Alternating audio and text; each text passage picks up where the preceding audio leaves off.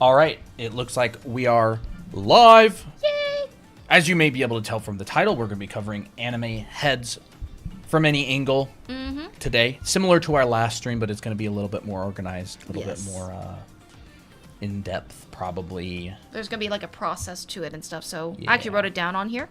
We're going to cover basic forms of the anime head. We're going to talk about the Krenz cubes at different increments. Drawing heads in the cubes, basic feature placement, and adding features. So more of a process. Yes. We're live on TikTok now. Yes, awesome. Maybe we'll wait for a few people. Dahlia, welcome to Ray Tier. Ooh, awesome, Wait a second. Dahlia. Thank you, Dahlia. That's so sweet.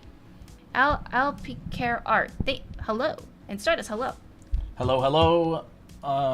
There we go. The question is this going to be a secret stream that we don't tell Discord about? Maybe we can try that. We can tell. We can tell them. We can tell them. Although they should see it in the content updates channel. But heads. Hello, everyone. Anime heads from any angle. Yes. All right, there we go. Yeah. Evening. Hello.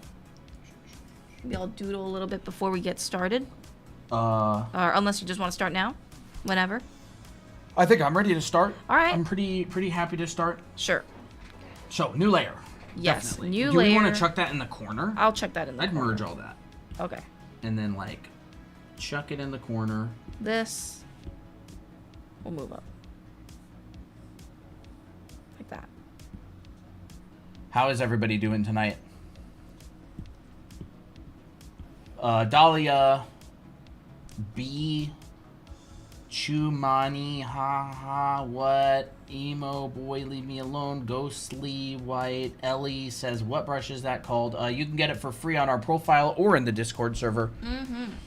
It is a great brush. It's my favorite brush. It is both of our favorite brushes. Yeah, for sure. It is. Ginny, hello. Wobble, hello. Milady, Yaz, Tombin. Tom. No way. It's been a while. Yeah. We're doing good. If you want to get to the Discord server, you can send us a direct message and ask for the invite, and I'll send it to you. Otherwise, we're gonna mostly stay on topic today. We got a lot of good stuff to cover. Yes. So, before we actually put heads in different angles, I think the first thing we have to think of is basic forms of the anime head, because if we don't know, it's very hard to put this in perspective. I was here from a couple lives ago. Hey, Mark. Been busy with school. School, huh? All right. So basic forms of an anime head. It's a hard form to think about because it's very amorphous. Like, it feels like a blob, but we can planarize it or make it more boxier to figure it out. So I would say the easiest part of the head is it's a sphere. For the most part, because it's the cranium. Our cranium can be simplified to a sphere. Awesome. The hard part. Everybody doing good. That's great. Yeah, awesome. The hard part is actually the lower jaw area, and that's what actually we were trying to figure out earlier before we started the stream. And basically, what it is, it's a mask. Yes. It's a half cylinder on the top, and it goes to a point. Like that. That's kind of where your chin is. Your chin is actually kind of more squared off. And then this right here is like the side of a box. And this can be different shapes, right? Depending on the type of character. So if you want to do more of like a chibi face, it still kind of resembles that shape. It would be more like squished. It'll be shorter and more round than something like this. So this is more of like for a chibi face. Yeah, really that form just kind of condenses from top to bottom and it really rounds out. I mean, I would even go as simple as to just say it's a sphere with a flat bottom. So think of like a flat tire. Yeah, that one would even be really extreme. That would be a very extreme one. Now, of course, this is all like stylized and stuff, so you can kind of choose whichever one you want. But in essence, the bottom jaw pokes out and goes back in like this for basically any head type. So Hello, everybody. Just got off work. Nice. Awesome. Doing chemistry homework, did you say? Where is that? Chemistry. Awesome. Ginny, hello. Lau, hello. You squish it. Yes. Squeeze it. You do squeeze it. Yep. So if we were to add these two forms together, this plus this. Oh, I forgot to mention that the center line of this form, it bulges out, goes in, and then the chin comes out. So you really pay attention to this because it's not just a smooth curve, because that would basically make it so that your chin goes inward instead of out. So just keep in mind that the chin comes out a little bit. So it's this plus this equals my head.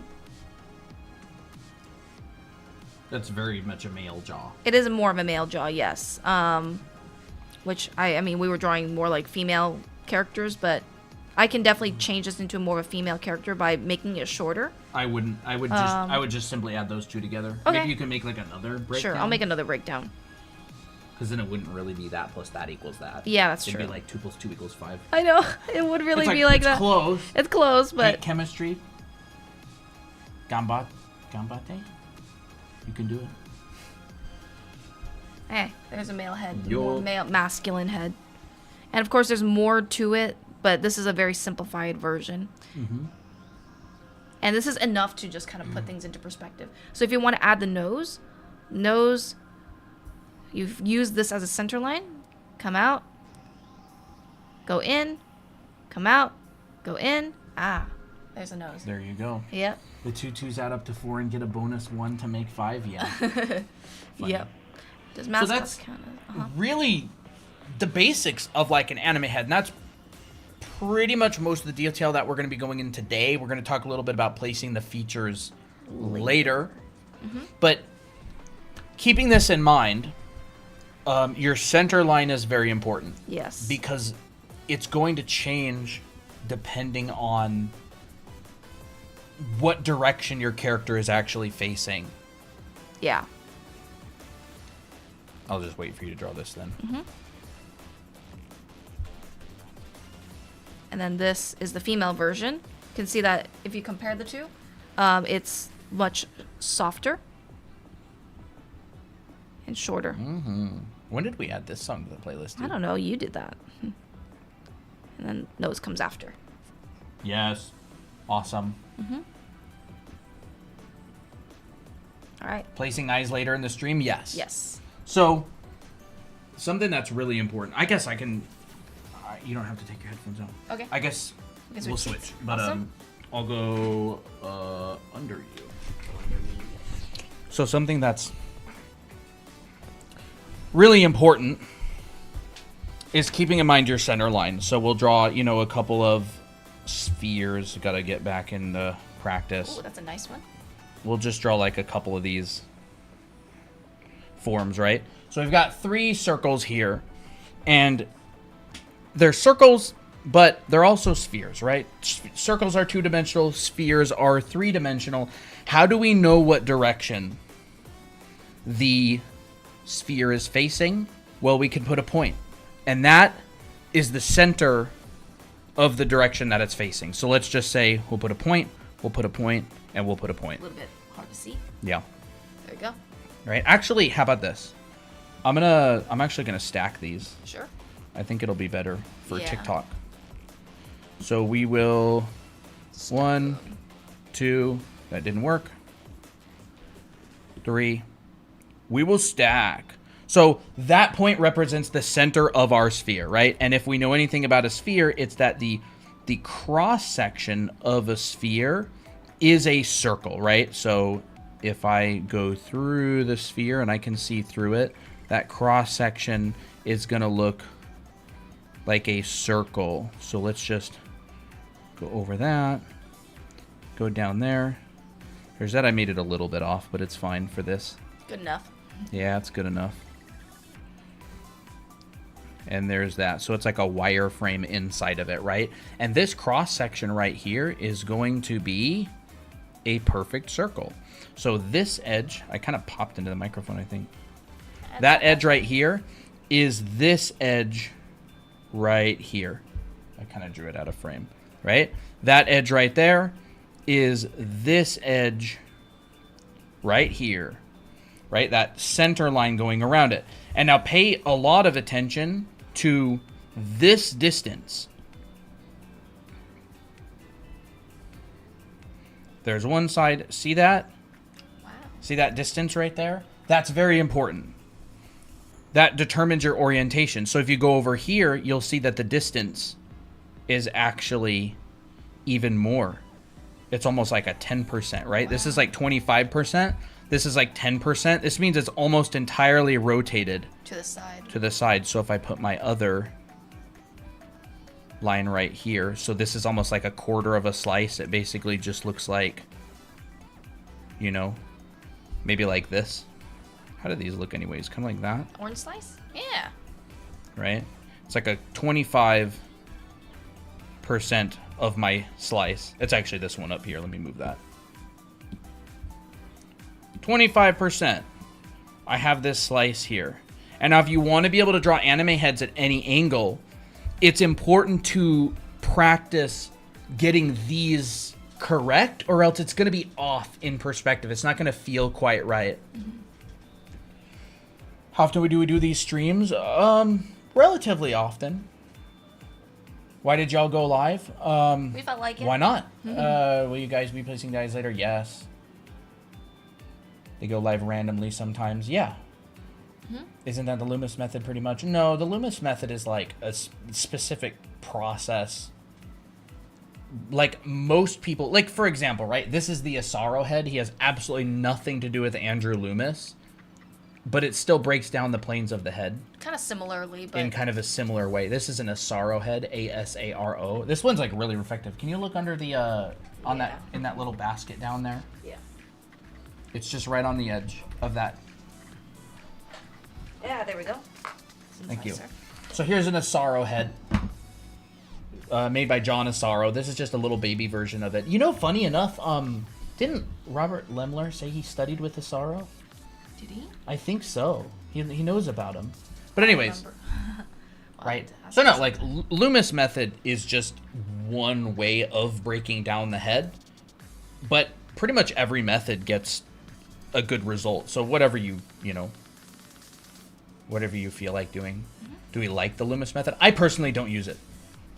But they're all very similar anyway, so it doesn't really matter what you use. Yeah. So, now that we've kind of discussed this...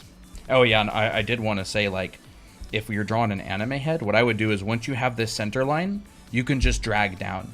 And this represents, like, that center slice of your face.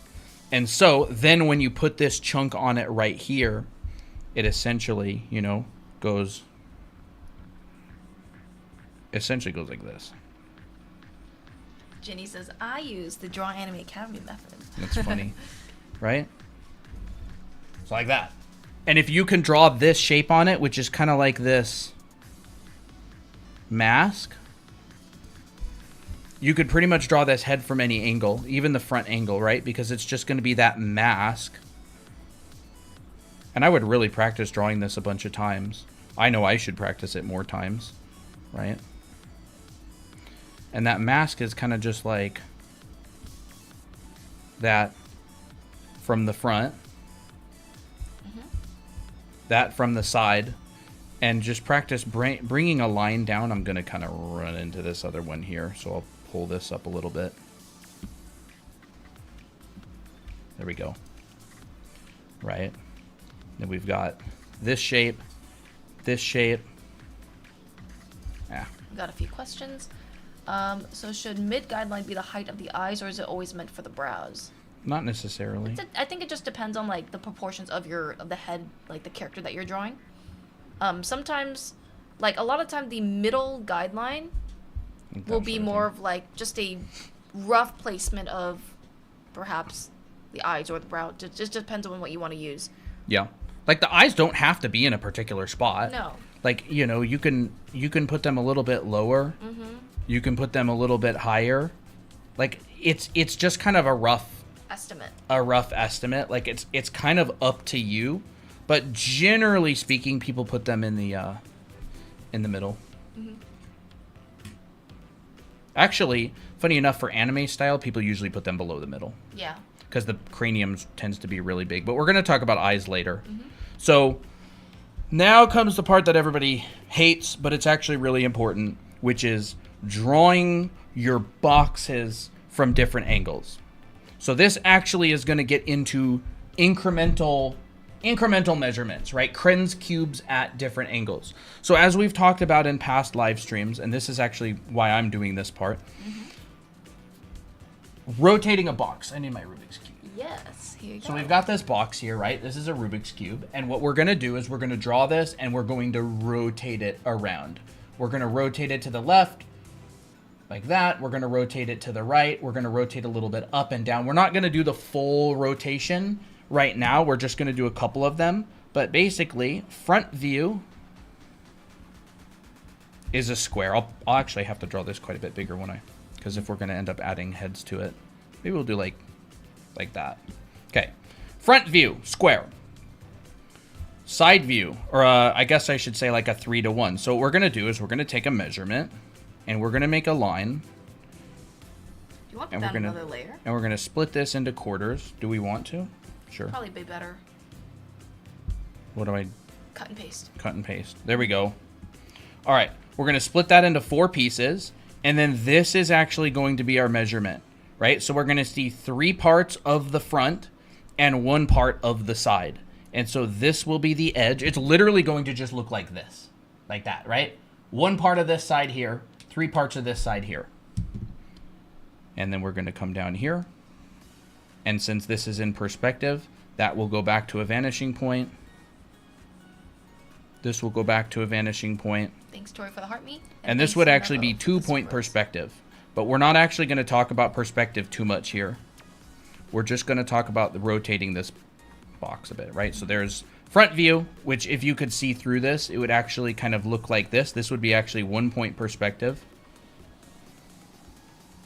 There we go. And we're going to rotate it. And then what we're going to do is we're going to do that again. But we're going to rotate it a little bit more. So instead of a 1-to-3, it is now going to be a 2-to-2. So you're going to see equal parts of the front and the side. Half and half. Half and half. So it's going to be split. Basically like this. So Zara, we are just focusing on heads today. Do you have any tips on how to draw male and female hair? I don't know. I don't think we're going to be covering that today. There we go. Right? So pretty simple. We've just taken this box and we've gone 1-to-3, 2-to-2, now we're going to do 3-to-1, which is actually this exact box. It's just going to be flipped. So we'll take this and we'll do the same thing, except it'll be the opposite side. So we're going to go drag this out. And we're going to pull that back. Actually, to the person who asked how to draw male and female hair, we do have a video on that on our YouTube channel. It's called, I think it's called Hair Tips That You Wish You Knew Earlier, but it covers both male and female hairstyles. Right. So this is what I've been talking about a lot recently, these Krenz cubes, right? And then we're going to really just do the same thing except going down. Right? Hey, more practice is good, huh? Yep. There's that one. And now, what happens? So we're going to see 1-to-3 of this one, but then this one is going to go like that. Instead of just over like this or down like that, we're going to go in both directions. We're going to go like that. So what we end up getting is something that looks like this. Dixon says, all hail the cube. Yes. What we're going to end up getting is something that looks a lot like this. Right? There we go. And then I'll do a little bit of draw through so we can see those back corners. Perfect. And then we're going to go over to this one. And instead of this, it's going to be this right here. Right there.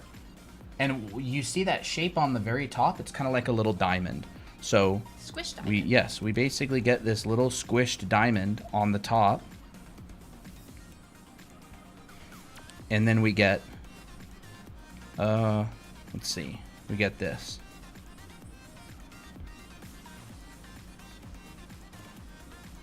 Something like that. And that diamond, and then our backside is going to basically be a little bit bigger of a diamond because of the perspective. You know what I just realized? But there we go. What? Box on the top is actually the same shape. You're just Yeah. showing You're that. just like pulling it out. Yeah. No. And then this one down here is going to be, instead of this, we're going to go like that. So it's going to distort that diamond again, and it's really going to be very similar.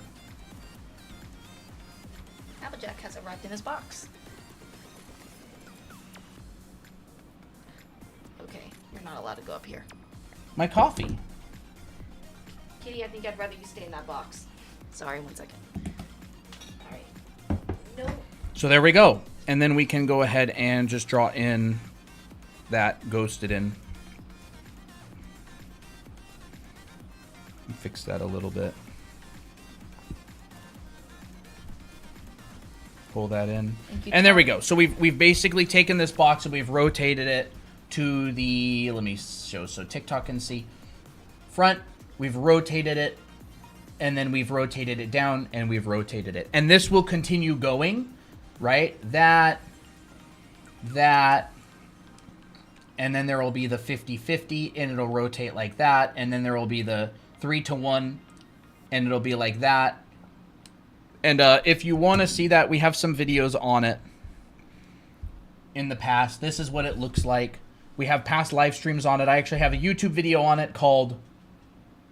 Maybe the most important perspective lesson that you ever watch or something like that. Yeah, maybe the most important perspective lesson ever, I think it's called. And I go over this and I talk about drawing these boxes on a 5-point perspective grid. But we're not actually going to talk about that right now. We're going to go back to here and we're going to do a fun little exercise that actually looks like the thumbnail if you're on YouTube. And what I like to do is I like to draw. Yes, we're streaming both on TikTok and YouTube. I think he's trying to go up in the window. Hey! Grab yes, him. I'll remove him. Anyways, what I like to do is I like to draw an ellipse. So this is a circle squished in perspective. There's my ellipse. And I will draw a line out halfway like this. So this is like a cylinder, right? If you look at this like a cylinder, and then these are going to be quarter chunks. So what I'm really doing is this. Making a little piece of pie. That's basically what I'm doing right now. Is I'm making these little pieces of pie. And they're going to, you know, look kind of like that. And whatever. Tart, lettuce, and Janelle That. Way. Right, so we're making these little chunks like this, right? It's kind of fun, actually. Cute. Yeah, but I have to delete that I one want to eat because some cheese. it does kind of look like cheese, doesn't it? It's more cheese than pie. Okay, so these are 90 degrees of the circle. The circle's 360 degrees. Half of the circle is 180. That's not half a circle, right? A quarter of the circle is 90. So each of these are 90 degrees. This one is going to be 45. It's going to be in the center. These ones are going to be 22.5. When we divide it again, it's half of 45, right? I'll just skip those ones for now. Let's just do our 45s. So now I'm actually going to wrap some boxes around this. And this is, if you saw the thumbnail, this is how we do it. There we go. Should I do the middle edge? Yeah, let's do that. So I'm going to put another little ellipse in there. And then this one's going to be 45 degrees. Hey! Sorry. So we got that.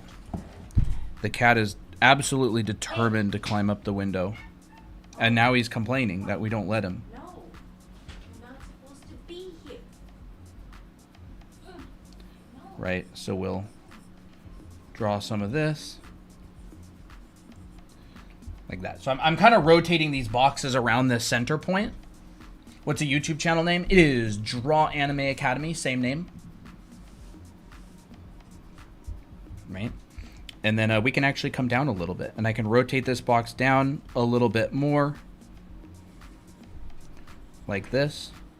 And what I'm actually really doing right now is I'm basically just doing my 2-to-2 right there. 50% of this, 50% of that. This one is basically 1-to-3. This one is a 2-to-2. And then if I go down here, I can even... I could even do a 3-to-1. And I'm really just overlapping those boxes is all. Right? So I can even take these boxes and just pull them in a little bit so they're a little bit more snug. These guidelines are kind of just to help me get lined up in the beginning. So let's just put those in there a little bit more snug. We'll even erase the backs of them because they're not that important. And now we can start stacking boxes right here too. So we're going to put one right here like this. And again, if this is super difficult for you, I would really recommend to go back and watch when I was talking about the 5-point perspective grids. This isn't 5-point perspective, but it kind of feels similar to it. It I'm feels basically curved. yeah, I'm really just doing that, like kind of wrapping these boxes around like that. And it's actually quite similar to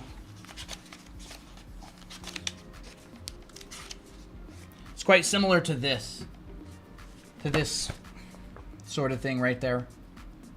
5-point perspective boxes, you're just rotating them. This is really important to practice if you want to be able to draw heads and anything at any angle, really. Mm-hmm. There we go. So this is, again, kind of an advanced lesson. But I've been wanting to continue this series on. Right, this one would probably actually be quite a bit thinner. We'll thin that up a little bit. Dixon said this has some Gene Bond vibes. Yeah. Funny enough, I've always been the perspective teacher. Yeah. And then we met Gene, and he actually knew a bunch of perspective stuff that I had never learned anywhere before. So we learned a lot from him. Been drawing for quite a while. Right. And so you get these little pieces in the side like that. And you might have actually missed some of that. How long have I been drawing?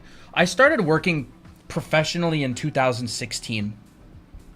And then these over here, let's just say we actually don't even see the side anymore. This is now turned so far that it's actually starting to come back that way. Mm-hmm. Just like that. And then these ones down here, we may just see a teeny tiny little sliver. Like even less than that. Like the speed is good because you don't get stuck on the details, but if it's a workout, you can feel the burn. If you're drawing along, yes, he is going fast, but that's because it just happens with a lot of practice. Yeah. And this takes a long time to do, so if we went too slow, it'd be... Yeah, so that's how I do that. And again, like to make it really simple, right, all I did is I drew an ellipse.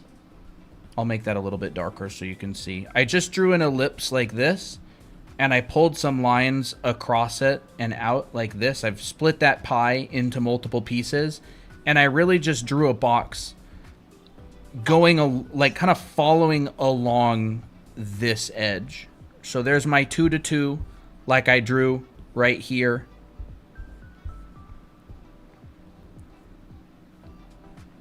Let's do this.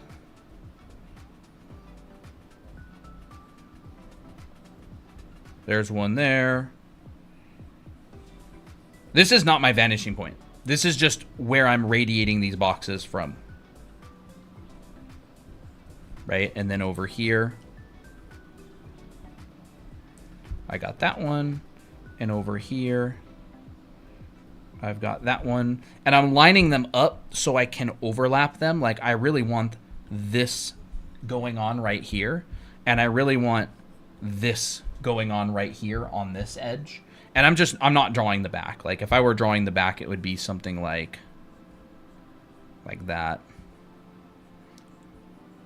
Zoom out a bit. That, sorry. It's okay. And then, that.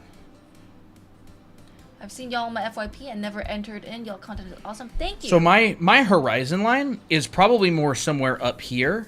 And I have like a vanishing point, let's just say like here. And that's the same vanishing point basically for this one, right? If I were like calculating this out. This one would have like a vanishing point here and over there. This one would probably have the same vanishing points like there and there, or maybe like a little bit more over. So because I'm just eyeballing these, they're not really hitting the vanishing points quite right. And these are also a little bit distorted because I'm kind of making a little bit of a fisheye effect on them. Oh, I like that fisheye effect. But essentially, I'm going to have a horizon line, and because all these boxes are like sitting, they're just rotated like this, they're all going to have vanishing points along the same horizon line. If I started tilting my boxes forward like this, that horizon line would go up. But because they're all on the same, you know, like ground plane, if I like drew a little like ground plane here, maybe like this sort of thing, like this, since they're all on that same ground plane, they're all going to be on the same horizon line. But this isn't really a perspective lesson so much, so I'm just going to get rid of that. And we got this right here, and that's how I set up these. So again, builds on this. I don't expect most people here to be able to do this, but this is essentially the process. Because like people, what they do is they go, I want to know how to draw anime heads at any angle, but then they can't draw a box at any angle, which is like 100 times simpler than an anime head. So I'm explaining how to draw the boxes first, and then the anime heads are going to go inside of them, kind of like the thumbnail of the video. I'll find that thumbnail really quick so TikTok can see. Who sent it to who? Did you send it to me? Here it is. So this is the thumbnail for YouTube right now. So like I said, here, you know, here's those boxes wrapping around. And then what Christina's going to do is she's going to start to add anime heads inside of these boxes. So I just drew that exact thing right there. Are you using a specific kind of drawing tablet to make this? It's just the iPad Pro 13-inch. That's it. That's what we use. A cut up mango. You know, that's a really, really good, that's a really good, like, simplification way to break it down. Like when you cut the mango into squares and you like stretch it out or something, that kind? Yeah. I know exactly what you mean. That's a really good, what is it, like an analogy? Analogy, I think. That's a good analogy. When I practice drawing, it hurts my heart. It breaks my feelings. You have to make your drawing your girlfriend. I don't know. I would say that doesn't make any sense. Okay. A nicer relationship with practice. Yeah. So practice isn't bad. You know, even if it looks horrible, like that's, and it's easier said than done, but that's part of the practice. Is it's just going to look not the way you want it for a long time. A lot of it is trusting that the more you practice and you do good exercises and you keep showing up, then you'll improve. Yeah. I'm just gonna ghost in like a couple of these back edges here,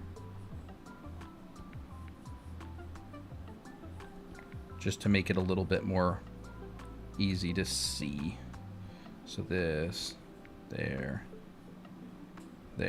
All right. Just gonna a couple of them. This makes a lot of sense. I had an aha moment to drawing heads. Awesome. Cubes are my enemy. Don't get me started on prisms.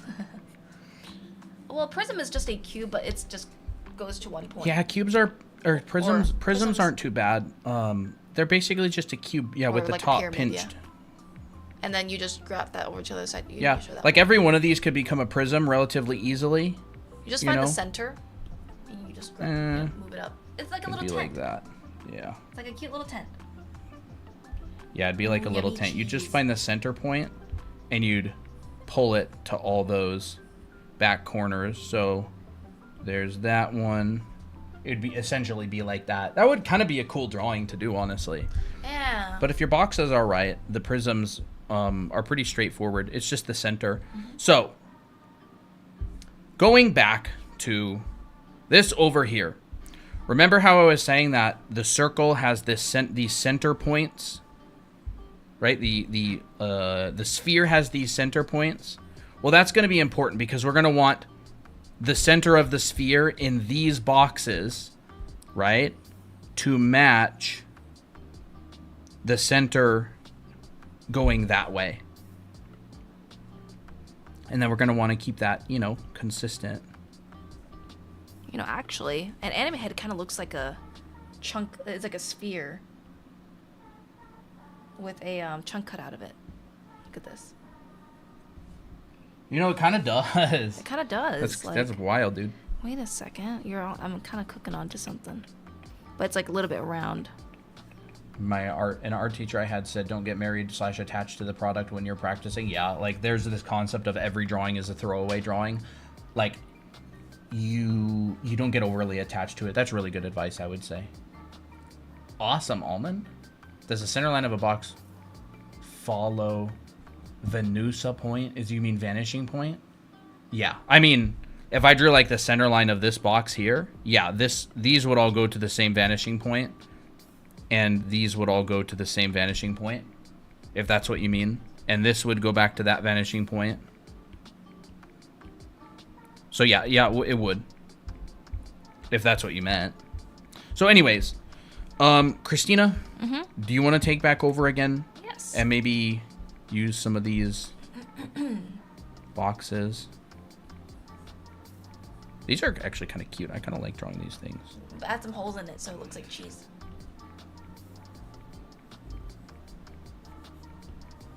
I actually can't get over the fact that this is kind of like a sphere cut out. Like the anime head is basically like a quarter of a sphere cut out of it.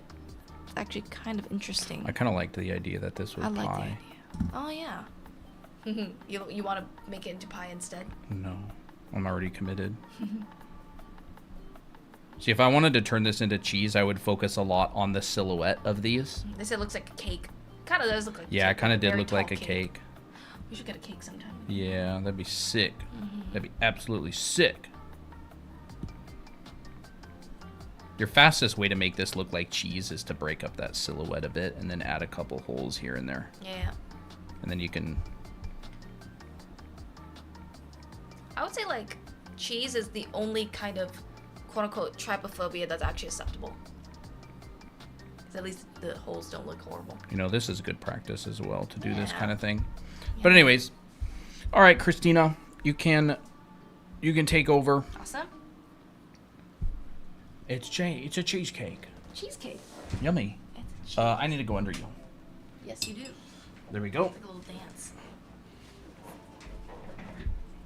Yeah, again, this is kind of an advanced lesson, but hey, everybody asked, how do I draw anime heads from different angles? That's the very advanced question. This is like, if you actually properly want to learn the answer to that question, this is the route to it. It's actually a question that's much more deeper than just do this. Yeah, just do this. Just think Like, about if it you like this. actually, truly want to be able to draw anime heads from a lot of different angles, like properly, this is one of the routes that you can take to doing that. 3 days to your birthday. Nice, Very Lau. nice. Happy So- almost birthday. Yeah. So what I'm going to do is I'm basically going to put a lot of these type of heads in. So the way how I'm constructing it is I start off with a sphere. I make my center line kind of like a number 3, but backwards. Kind of looks like this. And this is just to show like the little squish It kinda looks in like- the face. Yeah, it kind of does look like that. So I'm indenting this in, pushing this out, and creating and pushing the chin out just a tiny bit. So it's like a little bump in the road. Lau, if you want to practice this, like properly, practice Krenz cubes. I just have to say this really quick. Okay. If you want to practice this, Lau, do this exercise 20 times, and then build 20 of these and fill all 20 of these with these boxes. I guarantee you, when you finish doing that, You'll you'll get it. feel so much more comfortable drawing in perspective. It's not even that hard. Like, it doesn't even take that long. It's like, it doesn't really take that long. Will this stream be archived for rewatch? Yes. We're actually live on YouTube right now. It's not that scary, Lau. No, it's Actually really not that scary. bad. You once you know the process, it becomes more methodical and less scary. Yeah. Can you send a hug to my wife, Paula? She is pregnant, and we are watching you from Brazil. Awesome. Oh, congratulations! Congrats. That's so sweet. I hope your child becomes an artist too and watches us forever. You want that? Yes, I do want that. Thank you. I'm kidding, you guys. You guys don't have to. the Gizmo says, "What's not scary? This is not scary. No, it's not bad at all. It's not that bad. It's like you just do it a bunch of times. So it's like, only... just do your best. Yeah. And follow the directions. Follow the process. Yeah. Follow the process and just do them a bunch of times. It's literally not that bad. It takes like 2 days. Yeah. Like what I realized is that after Jean gave Christina that for homework, it like literally is not. It's not that bad at all. You do like 5 of them and you're like, oh, okay, I kind of get this now. Yep. So yeah, this is basically how I constructed it. Sphere, add this little center line, mirror this shape similarly to this. Here's my chin, here's my jawline.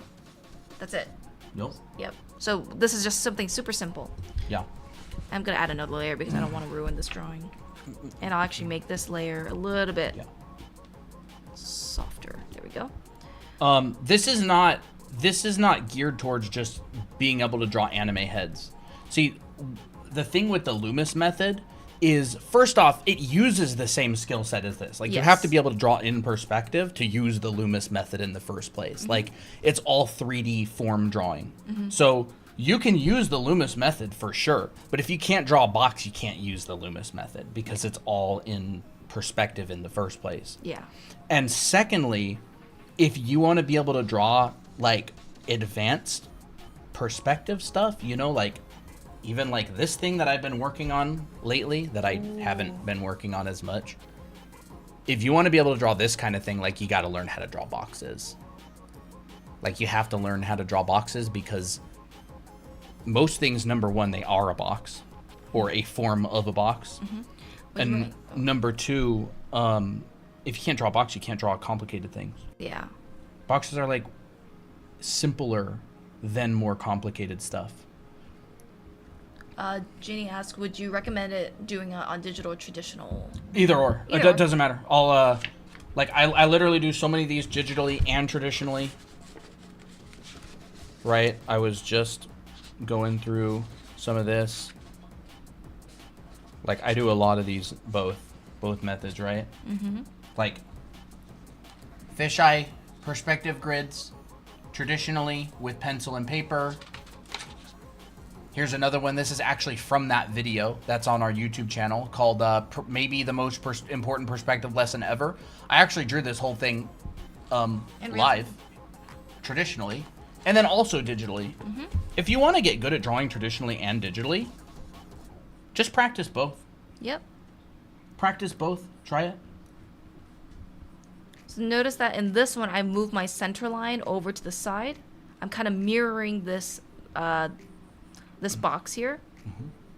So we see partially of the side of the face and partially the other side. Are both of you self-taught? No, I went to design school, and then, like, here's the thing, is if I'm working professionally and I have an art director who's like super high level and he's art directing me and giving me tips while I work, that's not self-taught. Like that wouldn't be self-taught.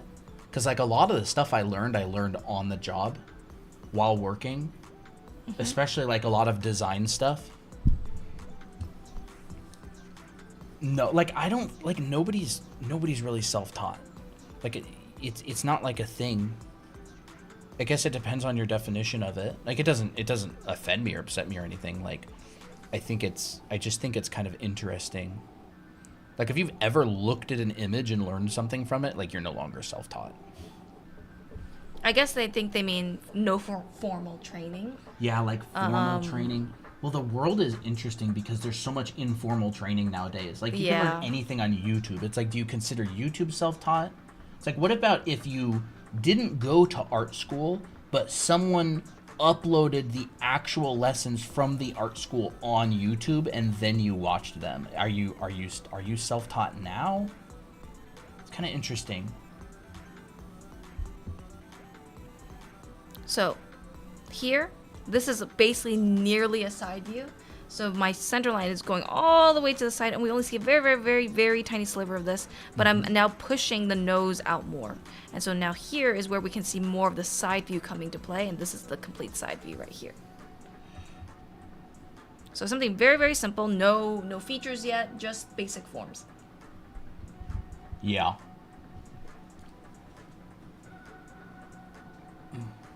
Hey Tira, hey Arisha.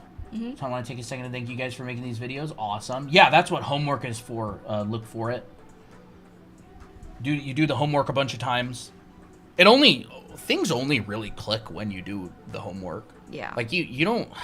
It's interesting because it's like, imagine there's like a fighter pilot, right? Who flies jets. They're really good at foundation. They understand all the tools and gadgets and stuff. And then they watch a video of another fighter pilot and they see the fighter pilot do something. Like they can immediately apply that, right? Like they can go, oh, he did this and that, and now I can immediately go do this and that. But like a beginner watching that fighter pilot, they would never be able to learn. So it's like, the stronger your drawing foundation, the more quickly you can pick up something that you see. Like, it's really interesting actually how that works. It's like you build all this foundational structure, and then when you want to apply something new, it comes like very effortlessly because there's all this, not effortlessly, but a lot easier. So notice that for this center line, pushing it out for the nose, pushing it in and rounding it out, and then this little chin right here, don't forget this little bump comes out. A lot of time people forget this bump, so their chin looks like they're really sunk in, which is, stylistically it's fine, but I feel like sometimes when people miss that part and people are like, what's kind of wrong with this, that's probably why you can add that little bump right there. And it's because our chin also does that same thing. Like if you look at our side views, or look at Colton's side view, or even my side view, let's do that. You have your nose, comes out. You got your nose, comes out, goes in, rounds out, and then your chin comes out. Like that. Even in the Asaro head, you can see that there's that chin. Yeah, let's move that over here. That bump of the chin, you can see it pretty easily in the Asaro head. And that's implied in anime heads as well. Yeah. And there's so many different styles of anime heads. Like, there's no one style. And then, yeah. Kylie, yes, our YouTube channel is Draw Anime Academy. We're live streaming there right now if you want to go watch us. You can actually see a lot more of the iPad as well. Yes, way more. Better quality, better video quality. You'll be able to rewind it as much as you want. Yep. So, yeah, I'm just making sure that, like, my heads look pretty symmetrical on both sides. It doesn't have to be perfect, but it has to be just, just good enough is fine. And then this one is the easiest one, which is just a side view. But I feel like a side view is very deceptive because it looks simple, but you have to understand three-dimensional space and how the head moves in order to actually do it and make it look right and understand proportions. But, that's besides the point. This is the simplest one, in my opinion, along with the first, along with the straight-on head view. All right, so we got the base of these heads. Now let's move on to the lower rung, or lower row. And this one is a little bit trickier because things are starting to get a little bit more foreshortened. That means things are going to get smaller. You see the convergence right here on this box that Colton did? It's getting smaller. Whoa. Now, that does not mean that you're going to make it like microscopic like this. You have to like just do a little bit of it. It's not super heavy foreshortening. So the way to do that is to make sure that your cranium is larger than your chin by a lot. We're going to see a lot of this sphere, and we're actually going to see more of a rounder. Let me read off some followers. Yeah, go ahead. Annie mate, thank you for the follower. Ham. Did I say follower? Thank you for the follow. Purgatory, thank you for the follow. Glazed Animates, thanks for the follow. Lena, CK, Rafa. I don't know how to say that. I think some Russian letters. Thank you for the follow. The person with the cats and the cat paws. Leela, Ray, thank you for sharing. Leela, thank you for the follow. Christian Nunez, thank you for the follow. Teletubbies, thank you for the follow. Patchwork19, thank you for the follow. Kevin Yan, is that how you say that? That's kind of fun. Thank you for the follow. Edmund, thank you for the follow. Ruby, thank you for the follow. Will this be on YouTube? Yes, it already is. Tipsy Skeletor, thank you for the follow as well. What is that? Is that cross symbol? Cross symbol. Christian Nix, thank you for the follow. Yes. Appreciate it. Yeah, if you are new here, we are Draw Anime Academy. We go live a lot and teach art. We have a school too. And hang out. Yeah, we do have online classes in a school. It's basically like an entire Art college. And we have a Discord server. People hang out, draw. We give notifications when we go live.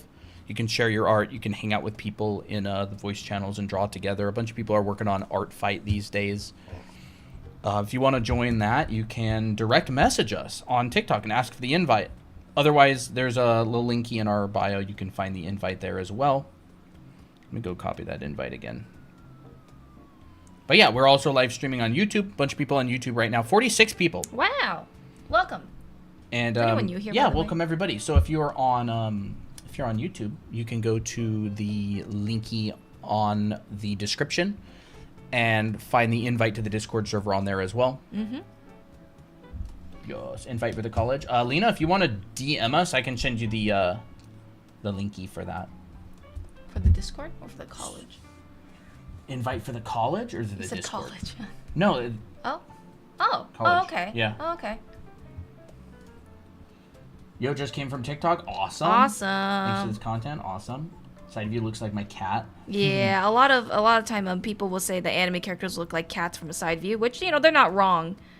I mean, it kind of looks like Poppy, one of our kitties. Yeah. I can link it to you on YouTube if you want. Let me just go get it. Anyways, so these lower angles get a little bit trickier because you're like, how much do I foreshorten and stuff, and how much do I make smaller? I would say just so try to do extremes. Here, this is where it's not really foreshortened at all. Here is where it's extremely foreshortened, where you don't really see anything. It's super, super tiny. So what's the in-between of this? And sometimes, it's all about just kind of vibing it out. So for me here, I would just make sure to show my proportion lines going downward in perspective and just making this a little bit smaller. And that feels right to me. Yeah. I went ahead and linked the art school on YouTube for anybody who's interested. But other than that, we go live multiple times a week for free. Yes, it is. And actually, for the lower views, you'll actually see more of the roundness of the mouth. So notice that I actually pulled this out more, made it rounder, and then pushed that chin out again. So it's all these little subtleties that you can make sure of. And a lot of it just comes with a bunch of practice. So does this head feel like this head just moved downward? Just ask yourself that for a little bit, and generally it'll work out. So the more that you see the bottom, or the more that you're looking down at it, you'll see more of the top. Miss, yes, we're live on YouTube right now. All of our live streams get archived, and you can rewatch any of them. Yes. Our YouTube is Draw Anime Academy. By the way, YouTube, we're also live on TikTok. That's most of the active chat is on TikTok. There's 113 people watching. Wow. So I hope everybody's having a good night. Good night, Tom Ben. Hey, good night. So Send a message through TikTok. I will get to you. There we go. The reason why I'm not adding any noses just yet is because the noses actually adds more to the form, and sometimes it can confuse people. So I'm only adding noses to the ones that we can actually see the side view coming out, and that's usually when the boxes are rotated more towards the side. So these ones I'm not adding any noses in yet. So if you're on YouTube right now, did we just show up on your homepage? I don't think it's called FYP on YouTube. I think it's called browse feature or something. Because there's a lot of people here, 48 people on YouTube. Did you, I think it's the thumbnail. We actually built a thumbnail for this live stream as a test. Because usually we just have an auto-generated thumbnail because we're lazy. Yeah. Used to draw realistically 5 years ago, but switched to anime style recently. Do it because I want to draw manga for Silent Manga Audition this year. That's awesome. Very fun. Yup. Awesome. Welcome aboard. Wow, look at that. Looks pretty good. How do I learn anatomy to make my art a bit better? Find a process. Do a lot of figure drawing. Figure drawing. I would say go take a figure drawing class. We actually have a figure drawing class in our anime art school. Yeah. And I also teach how to do that figure drawing process, and it's actually in a video in our YouTube channel. So you can actually find that if you want to look at it. Learning anatomy, like anatomical knowledge, a lot of it just comes down to repetition, like drawing the muscles over and over and over from different like anatomy books and sources and stuff. Guys, guess what? We also got this. I totally forgot about yeah, it. we made that. So we actually That's 3D wild. modeled this. Yeah. And so this is the part where people get really tripped out, especially for bottom views. Bottom views are actually super simple. You only have to think about Yeah, crazy. the ears and the nose. That's it. It's really hard to see, unfortunately, because it's like so dark. Yeah, it's a really dark. But what it essentially is you just focus on the top of the head, which is more like a oval shape rather than perfect circle. This is kind of more like a perfect circle, but pretend it's a little bit more elliptical. So all you have to do is just think of this. Ears are back here. Nose comes out. That's it. That's it. Ooh, awesome, Katsua. Came from Tick. Dumb is great. Awesome. Thank you, Mark. Top row. That's fun.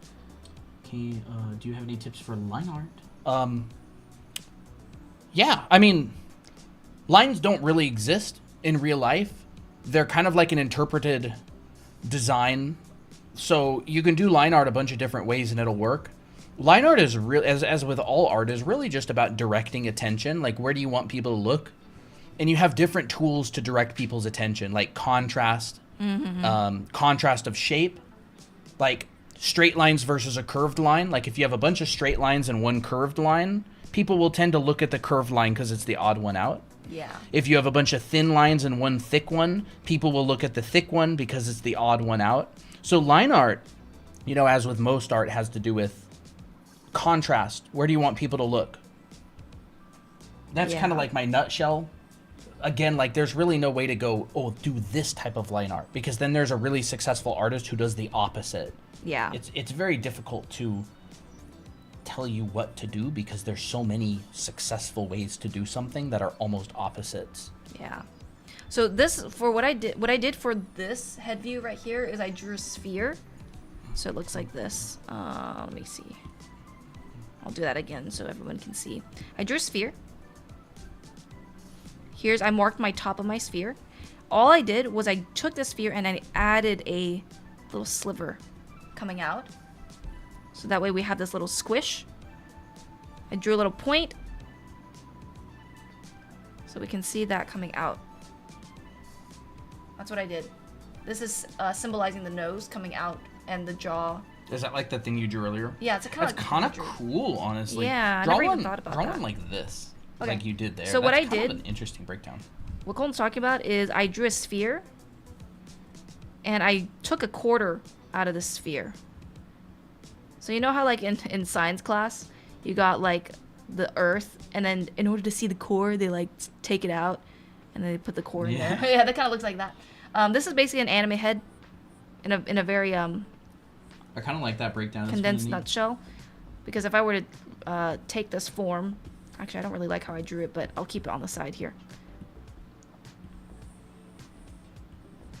See here? It's my sphere. This is my snout. Or my jaw area. Here is where the chin comes down to a point. Yeah, it's kind of fun. Yeah. And then all you have to do for this is change the center line. So this is very, very flat. All you have to do is just round it out, push it out a little bit more. So this rounds out. This comes out to the nose. Boom. Here's a cheek. Boom. Wow, it's an anime head. It is kind of a fun little breakdown. It's like an interesting breakdown. I wouldn't use this like all the time, but it's an interesting thing to think about. So yeah. And then, because this is like a very steep curve, so all I have to do is just like curve it. Yeah. Like that. Little brain. Yeah, it's a very small brain. It's kind of an interesting way to break it down, though. I thought it was Yeah. kind of neat. Yeah. And here is that like half What do we circle What do we that comes have out. on the list to do next? Oh, oops. Zoop, zoop. Drawing the heads in Which we did. cubes. Basic feature placement. This is a really good one. Yes. What if we did kind of like the strip with the eyes? Yeah, Kind of sure. like what you did in your Yeah. YouTube video. Yeah, I did. Yeah, I can do that. And then maybe we'll just start from there. Like, Yeah. how about mirroring? Mirroring the features, right? Sure. Like making the eyes the same size. All right, shape. we'll talk about that. Let me talk about that here. Sure. So You can move features- any of my stuff or delete it if you want. Yeah. That's fine. OMG 150. Yeah. Wow, yeah, you guys, Interesting. this was actually the norm for a lot of the time, but sometimes we have like, little dry spells. So if you want to draw the features, let's start off with the eyes. If you want to draw eyes symmetrically, you draw a line. This is your center line. This is basically the middle of symmetry, right? Yeah. Then you just draw whatever shape that you want. Let's do this shape. And in order to get it close to the other side, just take the closest point to the center line and try your best to match these lines up. Boop, boop, connect,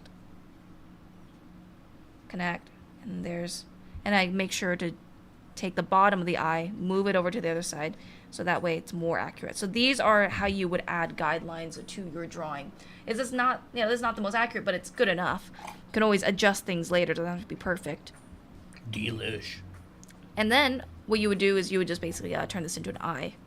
So let's take this, move it down. When did y'all start showing yourselves? Haven't seen y'all live in a while. Oh my gosh, like October last year, September last year or something. When did we get face cam? Like almost a year ago. It was the first 12-hour stream. I don't remember. That must have been October, November or something last year. Yeah, we've had face cam for ages. There you go. There's eyes. Oh, it's kind of cute actually. It's a cute style. That is kind of cute. It works for any style. It's just It's just like symmetry. Yeah. Ooh, wait a second. That's a cute character idea. Anyways, whoever wants to take this style of eyes, you can. I don't care what you guys do. Do it. That'd be sick. Ooh. I feel like that was she would have like red eyes. She would. Let's do that. She's a vampire. How about that? That's pretty sick. And to make it not creepy, we'll add a highlight. We'll add a shadow and highlight. Yeah. There you go. Hey, she's so pretty. Giving Minji. Kind of is, actually. Who's Minji? That's Jeannie's character. Oh, yeah. I know, and then, just to make it, more cutesy, let's add a little thing like that. There we go. There you go. Anyways, if you want to draw this in perspective, you would basically take this concept of, like, the ellipse and just turn it into that. So, this is what I would do. Strip of paper. So this is like looking up at it. Looking up at it because you're seeing the curvature that's going upward. And then we'll do actually a few more. So we'll do here, strip of paper that's slightly turned to the other side. We'll do another one that's curved, maybe more downward. So it's kind of like thinking of the planes of the eyes like it's wrapping around a cylinder because our eyes are resting on a round form. Like if you look at this, it's like not straight, it's curved. That's just better that way. This one might be better. Yeah. So it's resting on a curved surface that's not flat. There's some parts of the head that's more flat, but it's generally in a curved surface. It's more organic that way. So then all you have to do is just add in your center line. Tips for learning perspective without learning anatomy? I don't draw people. I don't know. Perspective classes usually don't teach any anatomy. Right. Thank you. So let's just draw these eyes in the different perspectives. All I have to do here is choose where I want my eyes to be. I'm gonna say this is the length of my eye, and I want the eye to be roughly about one eye distance apart, maybe a little bit smaller, depends on the eye shape. And then I'm just gonna draw in that shape. So the thing about this that's tricky is that it's a curved surface, so everything else would also follow that curve, because you can't really draw a rectangle in perspective or on a curved surface if it's just completely straight. That doesn't match. So we have to draw a curved surface and make sure that your lines match that curve. And all this stuff gets taught in our anime art school. Yes, it like does. Basically all the stuff that we're talking about today is in like the heads and faces class. Yeah. Except she's also drawing like tons of facial expressions and stuff. And all the perspective that I talked about earlier, pretty much all that stuff is in the my perspective class in our school as well. So if you want to get a jump start on actually making that manga that you've always wanted to make, you can check it out. And if you do get it, we're running a promotion where if you get it... Miko. Yep, I've actually been pulling this one out lately. Yeah. you get a watercolor... Yeah, we do have a bunch of these. You Here's get a some watercolor examples. piece Ooh, here's of Ray. your own character, and we mail it to you along with our books. Yeah, we actually do have 2 books published. Yes. And if you sign up for our school, you get both books signed for free, and we mail it to you. And we also cover shipping. Mm-hmm. And we'll get a watercolor of your character done live on stream. Mm-hmm. And we'll mail that to you with the books. Oh, we got. It's this nice promotion that we do. There we go. Another thing I do is I'll think of this in my head, but I'll sometimes draw with just one eye. So let's just draw one eye here, and I'll just determine the shape. And then I'll be like, okay, well, how do I get it more to the other side? Well, I just draw guidelines.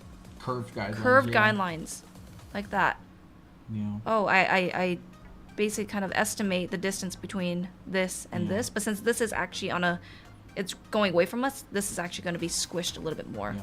So that's really the foreshortening that happens Yeah. when drawing eyes in perspective. Yeah. Especially if something's go away from us. Mm-hmm. And when you are looking at an eye that's more towards the side, you actually see the eyelash popping out. Like that. So I would say that the side that's facing you more kind of looks like a front view of an eye, but just slightly curved. The eyes that is going away from you, it looks more kind of like a triangle. Yeah, Katsua, your watercolor still has to get done. We'll have to Yes. set that up sometime. In fact, what day do you want to do it on? We'll probably go live on Friday this week. Yeah, we're going to be going live on Friday. If you have the time to be on that Friday, maybe later towards the stream, we probably can do it. Just to pencil it in. If not, that's fine. We'll do it another week. But yeah. Very simple process. Then we add in the pupils. You know, maybe this one's looking down at you. Yada. No, ara. Can add in the eyelashes here as well. Yeah. But yeah, that's eyes in perspective in a nutshell. The nose starts getting more difficult because it's a very complex form and a complex shape. So what I like to do for anime noses is think it's kind of like, let me think. The curve that looks like a slide. Or you can even think of it like a little upside down prism. Yeah. That looks like this. And a lot of the time, it really depends on what you're going for. Yes. Like, noses could be so simplified. Like, They the really chibi can. heads. Like chibi heads. Like the ones you drew earlier. Oh yeah. This one Like right the here. chibi head, like, has that, no nose. like, it has no nose. It just has a bump on the face. Yeah, you know? and like this one right here, there's no nose at all. Yeah. And it could go all the way to like a realistic nose with the 5 planes. Yep. Right? 5 planes being, it's basically a prism. Mm-hmm. This is the complicated one. Yeah. Including the keystone at the top, Yeah. which is part of your brow ridge or glabella, I think. Mm-hmm. Here's a more simplified one. It's kind of like, let me think. Yeah, like noses are so variable. You can draw the keystone corner and make it more like a fountain shape, and then have it come to a point like this. I'll be free this whole year, nothing to do. I'll have some. Okay. Hey, you do have stuff to do. You got an art school to get through. Mm-hmm. So there's that one where the keystone corner and the bridge of the nose is more curved and kind of like one smooth motion, and then it comes to a point, right? So there's multiple ways to do it. Some people like to even do it like this too. But for these anime heads, You know, Duff Pappy, that's totally true. what Chibi head shapes remind me of Ninja Turtle head shapes. they kind of do, They're actually. like pudgy. It's Yeah. like if Applejack were a chibi. It's like that's like he has like big pudgy chibi. I want to go grab him. Go Where grab is he? him. I don't know where he is. I think he was distracted with the toy because I was like, you go play with your interactive toy. So now what we're gonna do is put noses and eyes on these, and actually mouths. I need to cover mouths really quick. Mouths are deceptive because it looks like, for a lot of anime characters, it just kind of looks like a line, like this or like this. You know, if you've seen these anime mouths. But the reality is that they're going around a very subtle curve in the face. So if you look at this right here, your teeth are round, your lips go on top of that round surface. So we want to make sure that the lips wrap around that form. Such a big baby. So that means showing curvature. And here, oh baby, so cute, good boy. Okay, here you go. There Here's he some is. Applejack. He's so cute He's so and cute. handsome. Good boy. Okay, he's heavy. He's very heavy. He's like 14 pounds. Yeah. He's a big baby.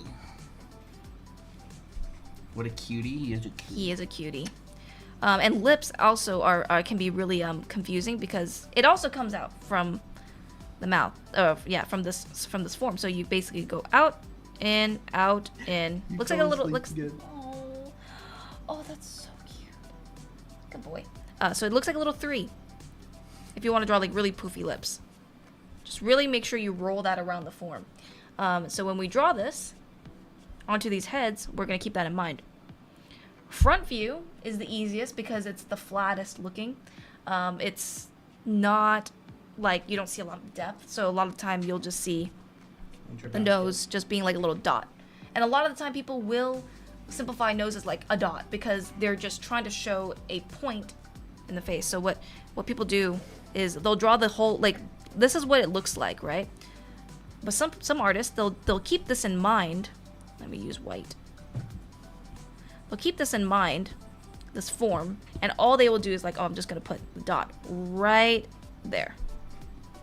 So this is the wireframe. This is what they actually show. And people who know what they're doing, like, knows why they add this little dot there. Anyways. Do you guys have like an art school? I think you guys said something about it. Yes, we do have an art school. It's called Anime Art School. It is an online self-paced course that's like a college. Has a bunch of classes in one. Yeah, a bunch of different classes. Perspective, heads, expressions, character design, painting, rendering, color theory, anatomy. There's a full anatomy Character course. design, There's a full yeah. costume drawing course. You learn all about drawing clothes and folds and different themed outfits and how to paint them and everything. Yep. It's big. It's big. It has all the really, really good assignments to help you get to where you want to be. Yeah, if you want to check it out, you can find our site. You can DM us and ask about it, but you can also just go to drawanime.com, and it's called Anime Art School, so it'll be that yellow button. Yes. Actually, if you want to just go there right now, you can just go to drawanime.com.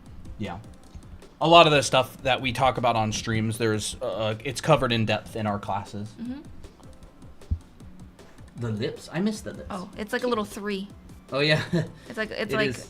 little 3. That's cute. It's for very poofy lips, but it gets the point across. Yeah. It's that like is Naomi nice. lips. Yeah, I like that. But if you want to a more subtle one, it's a little bit sharper and thinner.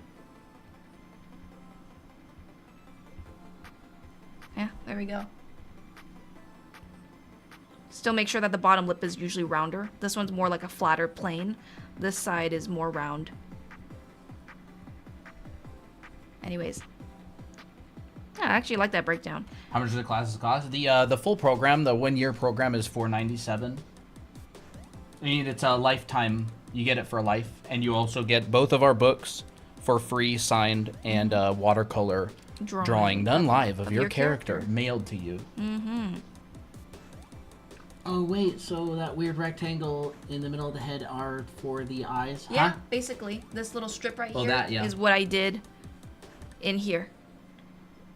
And it's just a guideline of how big I want the eyes to be. Because if I'm going to be honest, you can really have eyes, this big.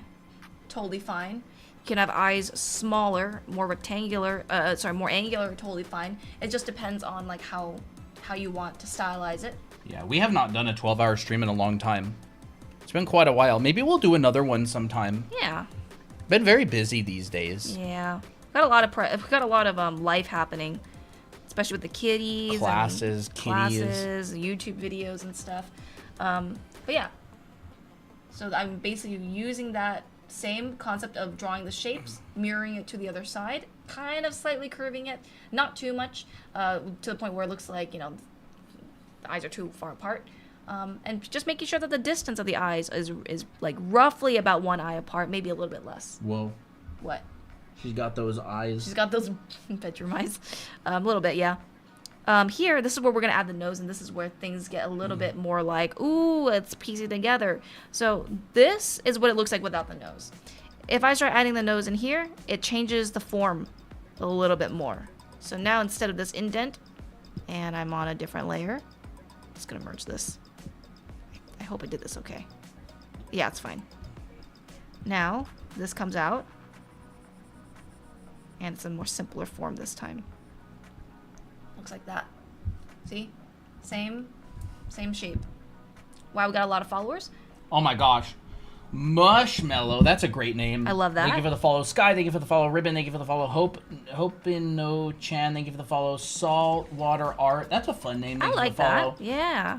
Claudia, Prita, Jace, Val, Vixie, Christian, Sigma, Dat, Purple, Yoshi, E, you know what, and Delta, Nyx, Chumps, Bees, Sapphire, Ariana, Space, Pundas, Biom, Lexus, Estefania. Thank you for the follows. Yes, appreciate it. Thank you. I heard my user. What?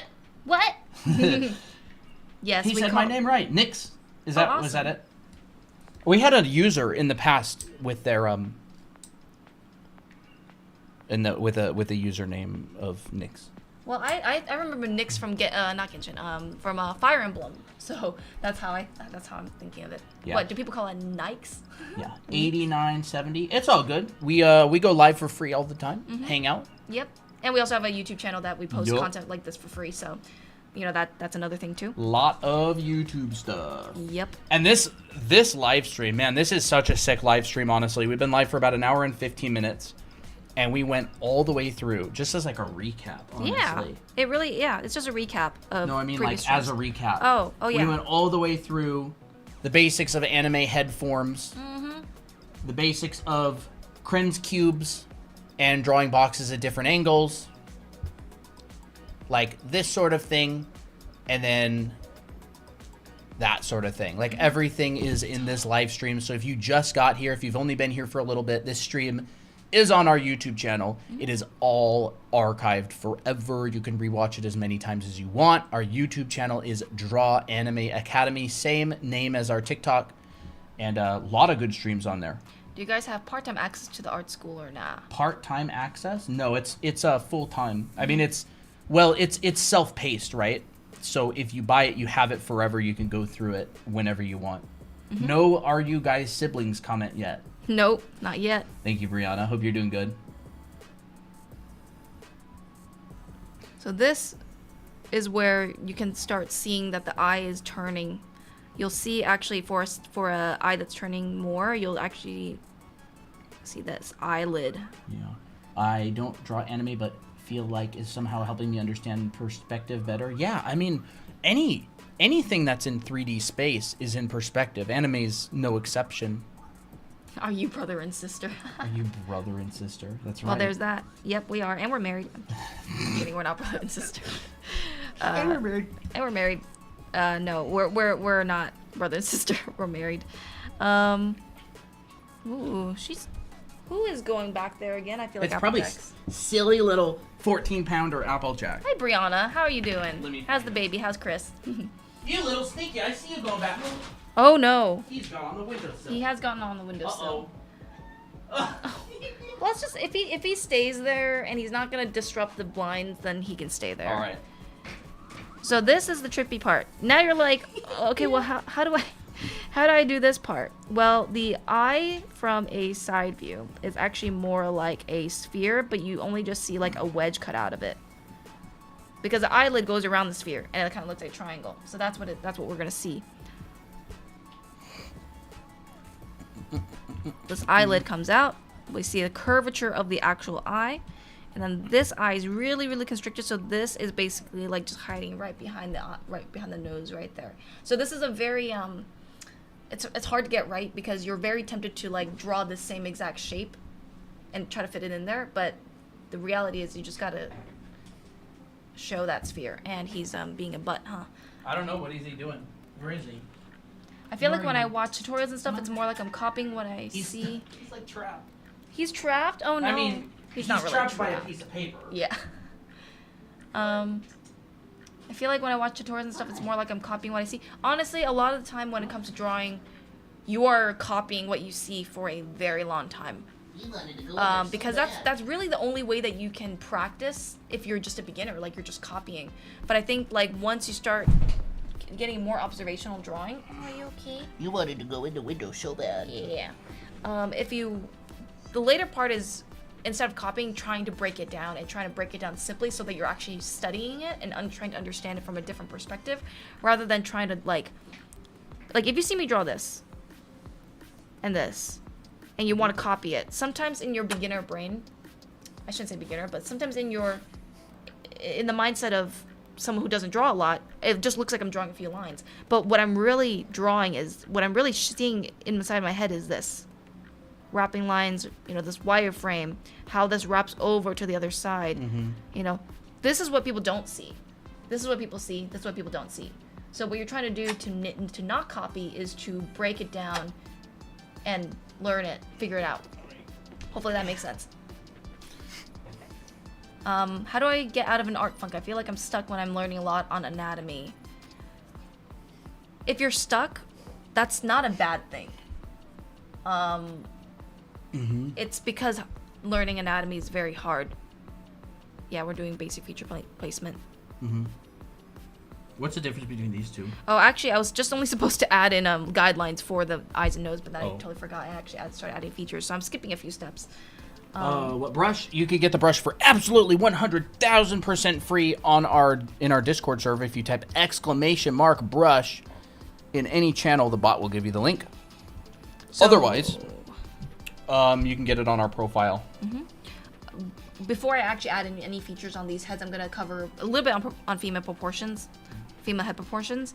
What I do is I will start actually with where where the eyes are, because the eyes will determine like where my other features are placed. Because I determine the size first. So based on this character, my eyes will basically be around this range.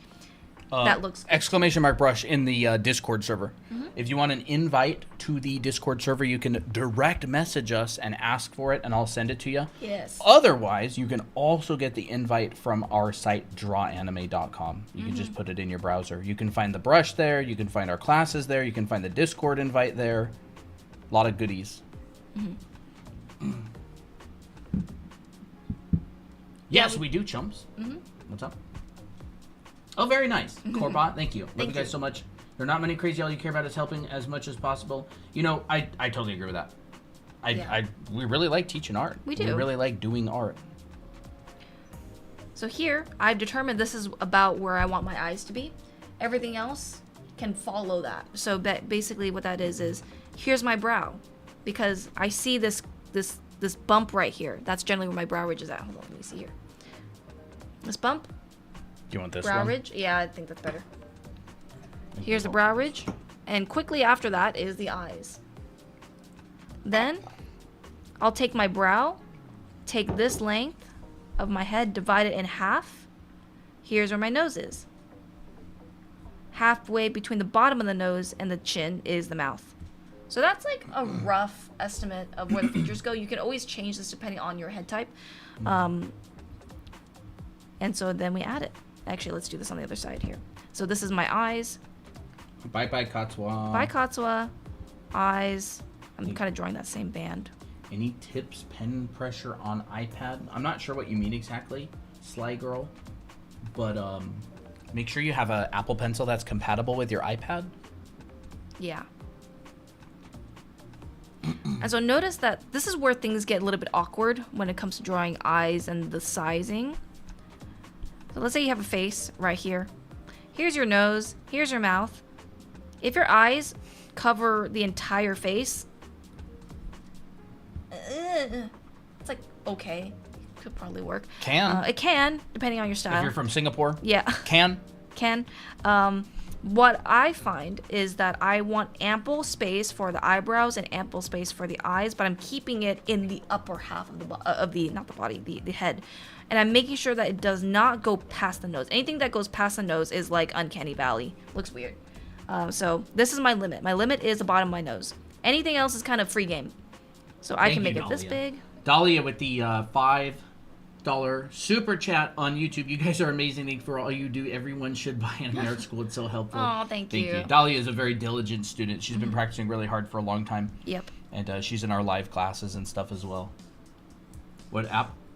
It's Procreate on the iPad. So you can make it this big with the eyebrows following afterwards. And thank you everybody for the follows on TikTok, by the way. Yes, thank you. You can't read all of them, unfortunately. There's so many. So yeah. thank you. Appreciate it. Yeah. Croissant, thank you. Croissant. Aaron. Alcuz. Aiden. And now we just started now. I know. Aiden, not Aiden. Aiden. Oops, what am I saying? My bad. Aiden. Morning Angel. Did you study school anatomy for artists before learning drawing anime? Kind of back and forth. I did back and forth. We have this little one, done a bunch of studies of it. It's really good. You know, it's like a adult male skull. Yeah. You can get this brush actually on our profile, or just go onto this website, drawanime.com. We actually have a download for it. It's a Google Drive download. Totally free. Totally We always free. give this brush away for free. Yep. We got it for free, and we give it away for free. So once I have all my proportions pretty much set, then I add features. But I gotta do these for this one here. Here's my nose, comes out. Y/N. I have no idea what that is. I'm guessing it's some sort of character or something. Here's that. This nose, notice that I added this shape right here. This is how the nose comes out, and this is what it creates, this kind of shape in the cross section. Your Name? Oh. Is that anime, or is it like a movie or something? I've heard of it. What's Your Name? Is that a movie? It's a movie. It's a movie. It's an anime movie. So the thing is, the face is not like this. This is the complete top. It's rounded. Check DMs probably. Nope, nothing. So it's not flat. And what happens with the cheek is that you see this shape. It's stories on Wattpad. You mean a young young adult novel? No, that's not it. Never mind. So that's what the nose does. So we see that slightly in here. Add our proportion lines. Any tips on being able to draw symmetrically? I have a hard time and always have to edit over and over. It's just practice, honestly. That's just the right process. Just edit. Really pay attention to what you have to edit. Do you usually have to make it bigger? Do you have to make it smaller? Do you usually have to squish? And then just kind of like pre-edit it in your brain before you draw it. Yeah. It takes practice. It does time take and practice. It's okay to edit. Like, it's okay to make mistakes, and it's okay to fix them. Oh, yeah. Yeah. That's part of the learning process. I think a lot of people might think, oh, but if I have to keep readjusting, like, that's not a good thing. No, that is a good thing. Because you're figuring out how to do it. And the more you do it, and the more, like, you practice, the less fixes you have to do over time. Yeah, for sure. All right.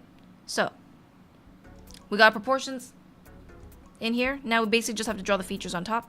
Let's start off with this one. Here I've marked out my eye size. I make sure that it's not going below the nose line. I know that the halfway from the nose to the chin is my mouth. So I just put it in there. And it's very repetitive. Here's my brow. It's a very repetitive process. There. Here we go. And symmetrical drawing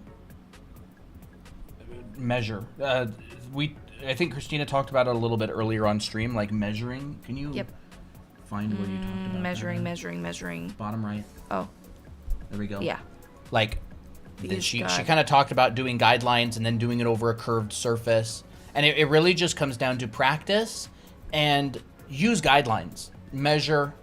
And then eventually you won't need to use guidelines as much later on. Oh, Your Name. So that's what it means. It's what authors put when it is talking about the person reading, aka you, thus your name or YN. I pick up on things very slowly. Me too. Honestly, I have difficulty understanding sentences that include words with more than 2 syllables.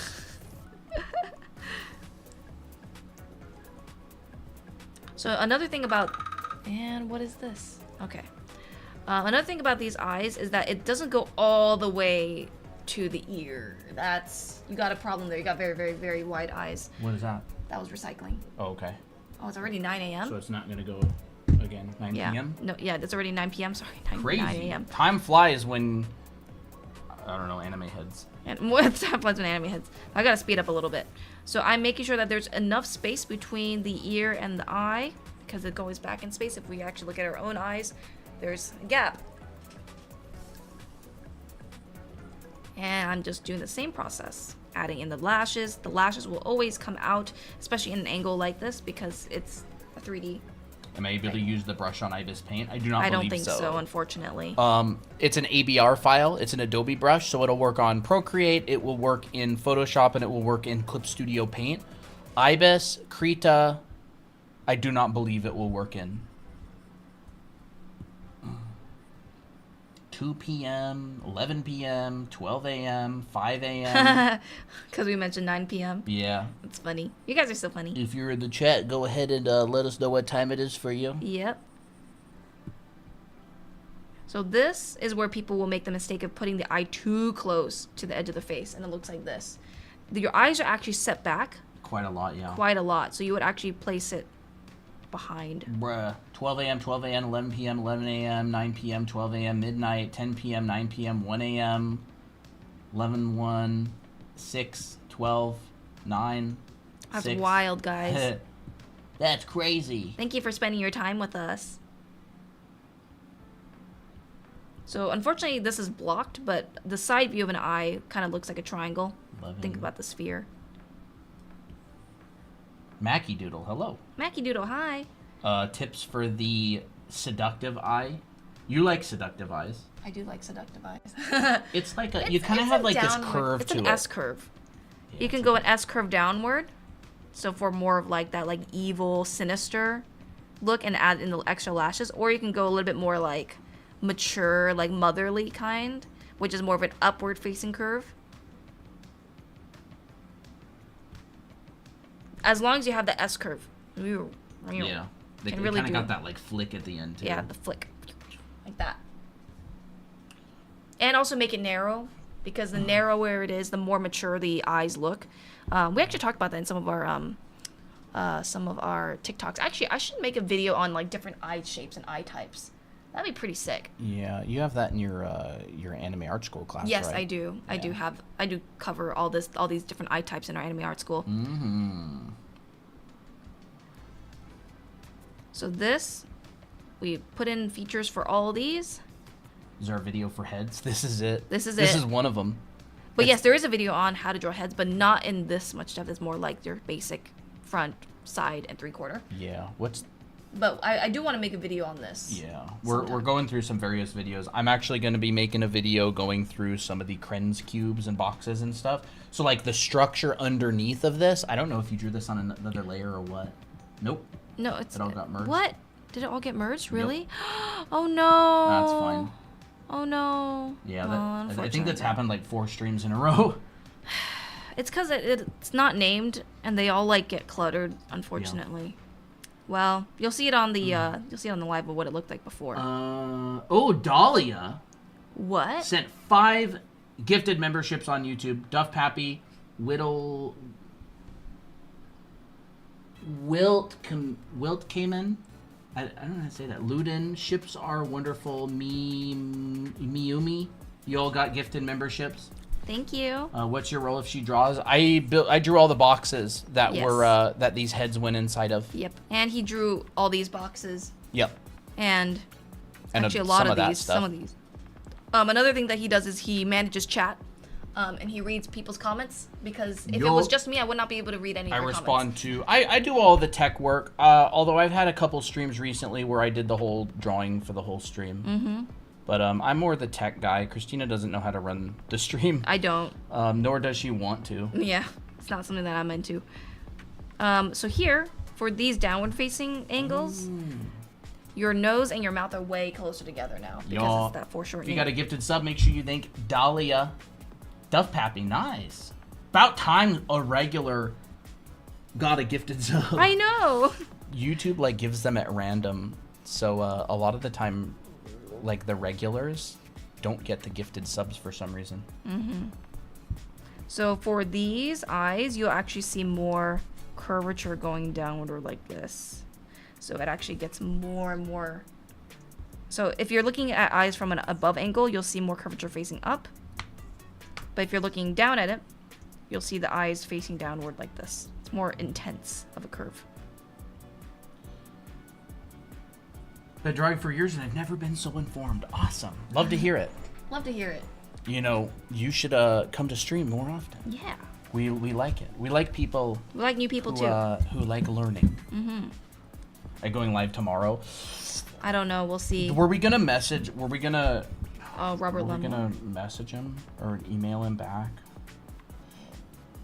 Whoa, bro, my air is going crazy in my Gut. esophagus. Oh no. It's like.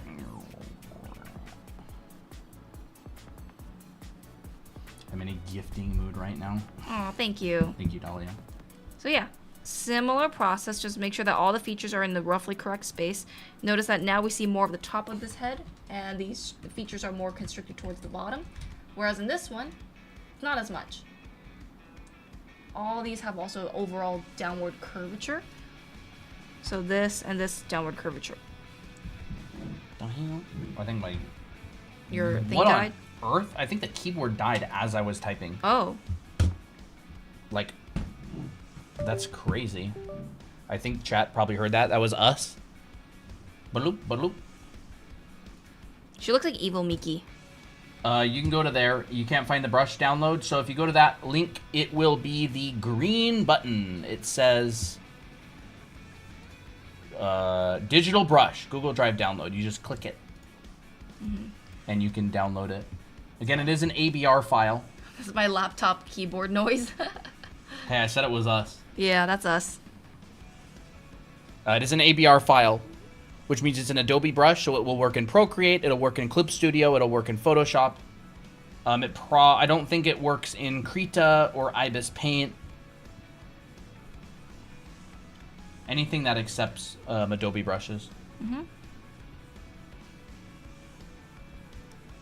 So here, overall curve. There.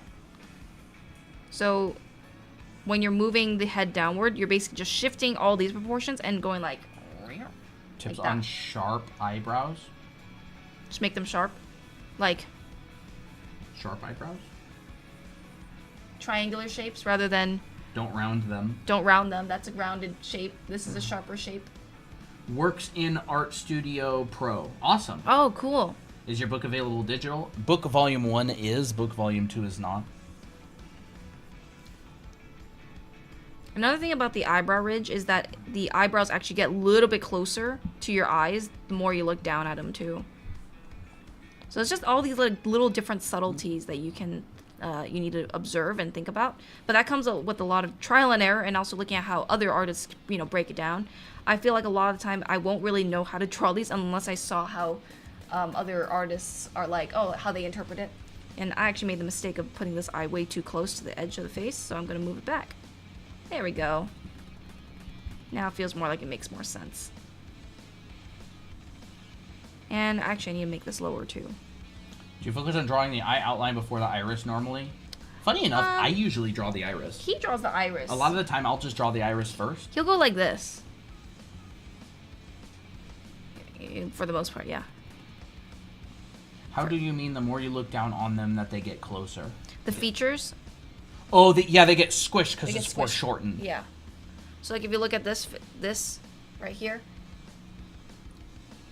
Notice how when you're moving downward, things get condensed. So the eyebrows will actually be closer to the eyes now. The nose will be closer to the mouth. But if you like look at them from a front view, they're more spaced apart. Mm-hmm. Same thing with this Asaro head right here. Tilt it down. Squish, squish, squish. Actually, this brow ridge even covers the eye. Yeah. And It would stuff. basically be like if you have like a cube and you're looking at it from the front, as you start to rotate this cube, like, so this is the front, and as that cube starts to rotate downwards, this front side Gets is going to more. start to get, more and more squished until it's like until it's like that. And then the whole face basically has to fit inside of that. So, and there's also a lot of overlaps happening, which is why in these views, you just only see the nose coming out, some of the ear, the brow, and that's it. OMG, I need my own model. Yeah, we modeled that and 3D printed it ourselves. We were thinking of making a head drawing course. Yeah, look how janky those eyes are. Smaller. That's a smaller course, but covers stuff like this and adding a head model to it. Yeah, That'd be kind of sick, though, honestly. We'll see how it goes. I really should have used a different color of resin. Oh. Not resin, but filament. Like a vanishing point, basically. Yeah, a foreshortened plane. It would have a vanishing point at the bottom. It would be the bottom vanishing point. Sometimes you'll just see like a tiny little eyelash coming out like this. Very nice people on YouTube tonight. A lot of people thanking for the gifted subs. Thank you. Who did I hear? That was Toby. Toby, Did any of you go to an art school? Yes, we both went to art schools, but we kind of dropped out. Colton went to a year-long art school that, went through the fundamentals in Singapore, and then he went to Art Center for a few terms. I went to Art Center for a few terms in California, and then most of our education afterwards was a lot of online classes. Oh, yes. This is the iPad Pro 13-inch. You want to purr into the microphone? Someone asked if we draw black people. Actually, we do have a character that is black, and yes, I do draw them too. But yeah. But this is anime, which is more Asian, based on Asian stuff. You cute. But yeah, I draw multiple types of people. Upward views? There aren't any upward views here. No, there isn't. I don't think we have enough time to go through that today. Maybe we'll make a part 2. Nice today. Yeah. Kaylin, we're actually live on YouTube. You can go over there, Draw Anime Academy on YouTube. And the streams are all recorded. So asking, but can you go over drawing hair when the head is turned a different way? Maybe I think I can draw some hair on top. I'll do a very simple hair. How do you get the Discord? You can send us a direct message and ask for the invite. All right, let's flip over. There you go. I would think when I'm drawing hair, I'll just do bangs because bangs are easy to draw. You have anything to say to chat? So bangs wrap around the sphere. So when you're drawing bangs, they're basically shorter clumps of hair, and they mimic the form of the sphere because they're short. The longer the hair is, the more of an S curve it has. But the shorter the hair is, the more it's going to be like a rounder form. So I always like to think of a wireframe. Actually, I do have a video on drawing hair with heads, but 8970. Yeah, if you want to join the Discord, you can send us a direct message. Oh wow, a lot of whoa. Actually, no. DMs, Sorry, for some reason your message was filtered. Have you been spamming people? No, I'm kidding. Here you go. So if I were to draw hair, Purr. The purrs made my day. I like to think of them in clumps. So maybe my center clump, my side clumps, and they really wrap around that sphere, so really add that curvature. And they basically come at a point. So this is my point, and this is where my hair fans out. Wrap around, wrap around. Half my comments are filtered. I have no idea why. I can't see them. Dude, thank you for the follow. Thank you for the follow. Gabby, thank you for the follow. Yeah, if you can't get into the Discord server, make sure you go to the Verify channel and hit that green check mark. Also, if you don't have a verified phone number, you just let me know. I'll manually verify you. It's a bot prevention thing because bots can like flood a server and spam and stuff. So what I'm drawing here is how the hair actually flows, and it's the wireframe of the hair. Is this on a new layer? No, it's not. I should actually draw this on a new layer. I keep doing this. Hello from Mexico. Hello from Arizona. Hey. Do I have to ask to join the server? There it is. You don't have to. You can go get the invite from our website, drawanime.com. But it's usually just easier for people to ask, and I send it to them. Because you don't have to open up a separate app and type it in. Kelbert, is that your cat? It's cute. That's Cute. Can I has Discord? Yes. Can I has Discord? I like the way you guys ask. So yeah, I think of this wireframe, and then when I draw like hair coming from a different angle, I think this is my center. My center has changed or might change locations, and I push that over to the other side. So this side right here will be dominant. That means we'll see more of this side than the other. My cat's name is Hellcat. Nice, that's fun. Cynthia, yes, you can have the invite if you want to send us a DM and ask for it. Yeah, but here's a tricky thing about hair is that this pokes out. So I would say a really good example of how this is shown is Sailor Moon. If you look at Sailor Moon, there's like one side of the head that's just like super poofy, and they have just a bunch of overlaps. They do the extreme version of that. I'm doing a more subtle version, and I'm just making sure that this side pokes out and overlaps the head, because the hair doesn't stick to our scalp like a sticker. It's like a fluffy helmet. That's me. Mion, yes, we're actually live on YouTube right now. Mm-hmm. You can go over to our channel, Draw Anime Academy, and all of our live streams are archived, and you can rewatch them whenever you want. How often do we go live? These days, just Mondays and Fridays is our scheduled streams, but we'll go live on different days, like right now. Mm-hmm. Any tips to draw better? Draw a lot. That's just the easiest thing I can tell you is just draw a lot. Yeah. Draw whatever you want, first of all. Just get some experience. Doesn't have to be the most correct thing ever. If you can't draw, it's because you don't know, you just don't know how. So just grab a pencil, get started, and just learn to enjoy it. Your course with traditional materials. I would say you're going to have a difficult time following with traditional materials in some of the classes, like the painting class and what else? I kind of lost you. Heads, faces. There's like some illustrations and stuff, but the perspective class, the clothing drawing class. Would you quit trying to go back there, Toby? You little sneako. What do you have to say for yourself? Of course.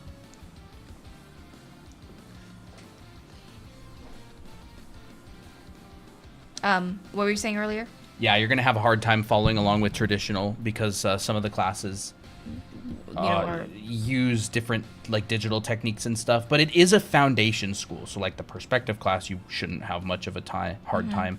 Clothing drawing class, most of the heads and faces classes would be fine. Yeah. Tell me. I also like to think of drawing hair kind of like molding or sculpting Play-Doh on the head, because it is like, that's kind of how you sculpt hair in 3D, especially for an anime character, is you take a form and you just like sculpt it and you place it on top of the head. So I think of that when it comes to drawing hair, and I also simplify it a lot. So I simplify, find the basic forms, and then I add more detail on top, because it's that's kind of what it is like. Spider-Man hair, yeah, kind of actually. If you just draw the webbing on it, now it's like a web. That's kind of cool actually. I like that. But I'm just showing how like as this hair is turning away from us and going towards the bottom of the chin or towards the jaw, I'm looking down at the strand. Here I'm kind of looking up at it. Here I'm looking down at it, so the wireframe has slightly shifted. Were you a 3D artist before? I've dabbled in sculpting. I'm not a 3D artist. The only sculpting that I did that was like a really like large sculpt was of my character, and it took me a very long time. So this was the sculpt that I did of my character. It's kind of hard to see because it's very dark. But yeah, I've dabbled in it here and there. She drew a lot longer before she did any 3D though. Yeah. Why are you so tired? You just woke up. Long day of sleeping knocked you out? Do you recommend using paper field screen protector from Paperlike? We use a screen protector, and I think it's from Pen Tips, and it has a kind of a grittier texture. If that works for you, totally fine, yeah. We've also drawn without it before, without a screen protector, and it works fine as well. It's more of like a preference for people, in terms of texture-wise and grip. The purrs are everything. Yeah, he's just zonked out in my hands right now.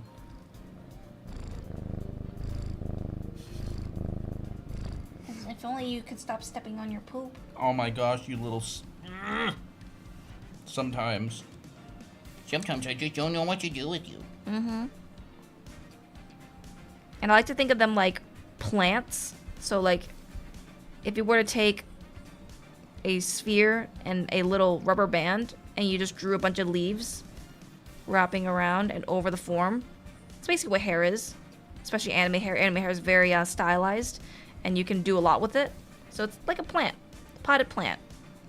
You can overlap them. You can make them big or small. Look how long he is, dude. He is very long. Look at that, dude. That's crazy. Do I have to pay for your classes? Yes, you would have to pay for our classes. But most of our other content, like on YouTube and TikTok and streaming and stuff, is free. He gets set down and he immediately starts meowing. He wants attention. Give me attention. Did I do good sleeping? Don't you dare jump up there. You almost got Dookie on our desk earlier. But do you guys draw the? How do you guys draw the pelvis? We'll probably cover that another time. Christina, What? look at this. What? What's he doing? Aww. I never see him do cute. that. I never see him do that. Yeah. Maybe he just really wants attention. A lot of people like to simplify it as a box. So if you can draw a box and draw like a rectangular box, like, well, I guess I'm just going to draw it right here. Where it's wider in the front and narrower on the side. That's basically how a lot of people simplify pelvises. And they usually add like a little bulge right here to make it not super flat. Look at this, chat. This is like... The first time he's ever did this. Well, he's a kitten and he's always distracted at everything.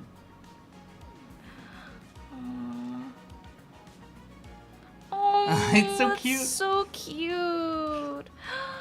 Wait, that's adorable. Yeah. Oh my gosh, guys. If you are new here today, like, do I have the most amazing news for you ever? There's a lot of stuff we have coming up that we're streaming about. A lot. I'm talking anatomy, how to draw, hands, feet. Like, there's a Arms. lot of YouTube videos coming in the future that some of them we've planned. Some of them we're working on, stinking perspective, background, color. Why is it so small? This is the main part of the video, but it's like the smallest thing in this canvas. Why did we do that? And you say, wait, that was my drawing. That was your to start with.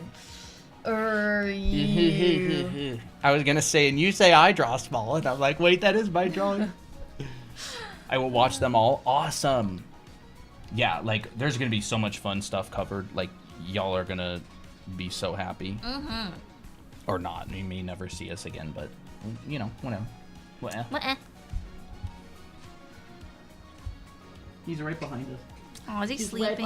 me, isn't he? No, he, wants to... He's right behind me, wants to isn't he? cuddle. Really? Good boy. Wait, come on. Oh. I guess he really does want to cuddle. I think he does. He just wants to cuddle. Good boy. All right, let's cuddle. Aw. I gotta actually bathroom break. I'll be right back. Let's just have like purring ASMR. And she just went to the bathroom, that's all. How is everybody doing? When did you get the kitty? I don't know, like a couple months ago. Now he's focused on Christina.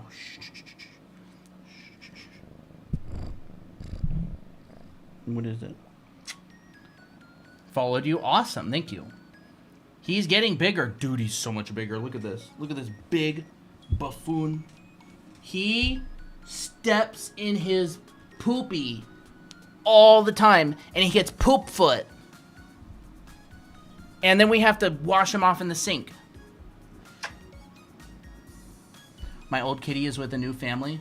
Aw. I hope they're a good family for him, though. What's the DPI of the canvas? I don't remember, some random number, but it's a 5,000 by 6,000 pixel canvas. He's so cute, don't you? All right. You seem like you want down now for some reason. They are awesome. Look at this. Look at this.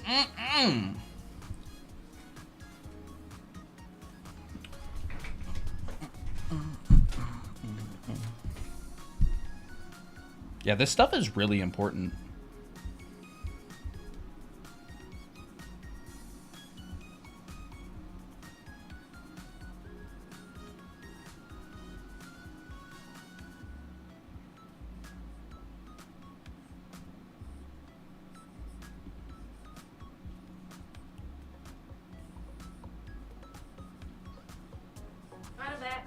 You're back.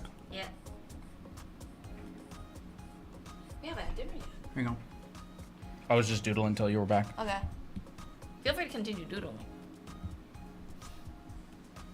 Like the meat and potatoes, you know? Mm-hmm. The Maybe I should boring make stuff. a meat and potato Well, that'd be yummy. dish. I've always wanted to make a thing called nikujaga. I think that's a Japanese meat and potato dish. Sounds pretty yummy. Mm-hmm. I mean, I hope it is. Most stuff like that is. Yeah. What is Kitty's name? Toby. Toby. There's 3 kitties. We got Poppy, Toby, and Applejack. Applejack. Applejack was here earlier messing with the window. Yep, he was. Have a recipe for it? Oh, nice, Dahlia.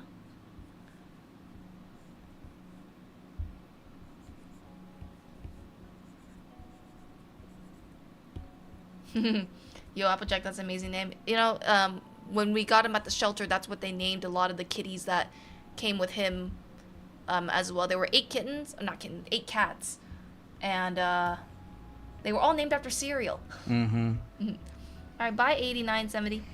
You know, This to we be kept the name. honest, how do I Separate it? flip it vertically there? Wait a second. Could do some upper angles if you want, like a couple of them. Sure, I could do a couple of them. Sounds Why pretty not? good. I'll make sure to draw it on a different layer next time. No, it's fine. Nah, not from My Little Pony. Just cereal. We actually got some Apple Jacks because of him, so we still have to finish that box. Yeah, we got some Apple Jacks, but I've actually been munching on the Captain Crunch that I found for half off. Mm-hmm. I always kind of go through the clearance aisle, you know, sometimes there's like smash boxes. And smash cans. Captain Smash. Yeah, we'll do some upper angles. Gotta finish the set, you know? You can feel free to move that Miko. Who's there? Poppy. Yeah, that feels like a poppy. Oh, she was rubbing your leg. Hi there.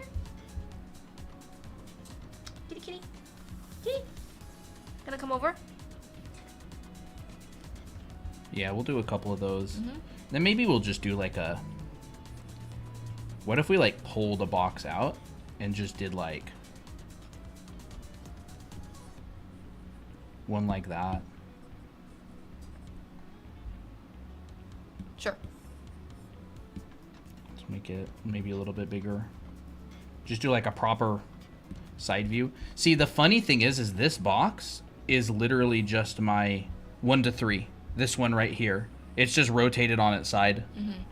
And if I did one on this side as well, obviously I'm drawing in a little bit of a fisheye lens, but it's, you know, mostly the same. I'm just kind of curving my lines instead of making them straight. I've never been to Japan, but we would love to go. Well, I mean, no, I have actually been to Japan, but only for like a week. But it was Christina's still been very there. fun. I I've have only not. been there once. You could do something like yeah, that. sure, I'll do that. I'll fill those in. I probably won't do a very detailed drawing though. Just some simple stuff. some Where simple is stuff. the there it is.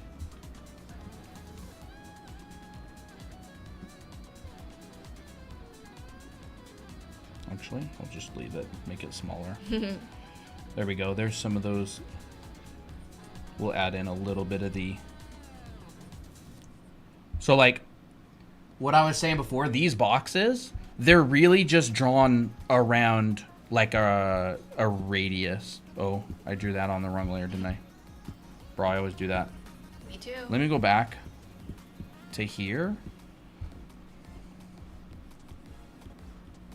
So I'm just drawing boxes around an ellipse. It's actually quite simple. It looks really cool, but all you do is you just draw an ellipse, you know, which is basically just the top of a cylinder, like that. Heck, you could even just draw the cylinder, draw the line around it, and draw those little, like, mango slices. Again, this is not my vanishing point. That's just where they're radiating from. My vanishing point is going to be up here somewhere.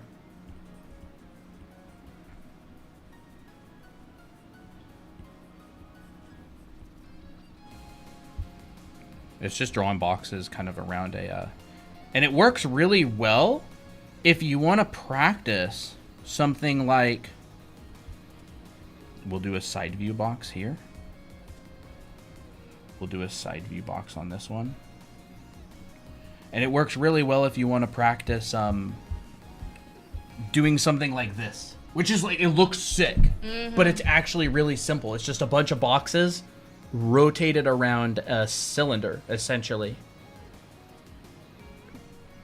And so the structure that this was drawn on looks exactly like this. And then what I like to do, instead of putting these ones in the same perspective, I'll rotate them down like this instead. So they're actually like tilted down rather than straight. And that'll help you kind of get that effect where it's like... Can I get that SRO head? Poppy and Toby are now fighting. It'll give you this effect of like, holy moly, that's dark. Let me use this one. Okay. It'll kind of go away from you faster. So you just go, you know. They're fighting, play fighting. Play fighting, yeah. Hi, kitty. Hi. Like that. Golden now. I don't remember. I don't know how to say it. Thank you for the follow, and Mercury Stars, thank you for the follow. I'll just say golden. It's better. Right. I'll just do some of these like this, and then the ones below it, I'm actually gonna get a lot more of that top showing. Might get a little sliver of this side. Do you curve the line a bit? Sometimes I do. This actually just comes with a lot of practice. You actually have to understand how to draw fisheye lenses. So a fisheye perspective grid kind of looks like this. And so when I'm drawing, sometimes I'll keep this in my mind. So like this is a fisheye perspective grid. And if I'm drawing a box, these lines will curve right along this line right here. Like my top Y and my bottom Y and my left, or my right X and my left X is going to affect these. So for example, if I wanted to make an illustration, actually I have one on my phone. So if I wanted to draw a picture inside of this perspective grid, like, I'll just find the line work of it. Like this one, for example. This drawing right here. This drawing is in a fisheye lens, but I've cropped it to about here. Like that. So that's why these lines down here are curved, and these lines on the edges are curved. Like that's a curved line. These are curved lines right here. Because I've cropped it kind of like that. So the car is kind of sitting... Kitties? Like that, and June is standing like that, and then there's all that background, you know, back there and stuff. So I've spent so much time drawing in these perspective grids that I kind of keep in mind, like, where am I inside of this frame? So a lot of the time when I draw like a box, I'll actually draw that box in a fisheye lens. Like that, instead of just 3-point perspective, you know, which would be with no curved lines. I would use curved lines, and it doesn't even have to be all that accurate, but I did it a lot with these. You can see that like a lot of these lines are curved. So here's my y-axis, you know, my z is like, you know, right here. My x-axis is right here. So this field of boxes right here is basically right here inside of this fisheye grid. That's kind of like what I'm doing in my mind. That's a little bit advanced, but if anybody's wondering like why I'm curving those lines, I see this grid in my head and it looks like this. And then it's kind of like that. And the boxes are rotated around a cylinder, of course. So it's not like exactly... these aren't going down to my left X and right X. These are like wrapping around a cylinder like this instead. Where I've got all these chunks. So if I drew a box back here, it would look like that.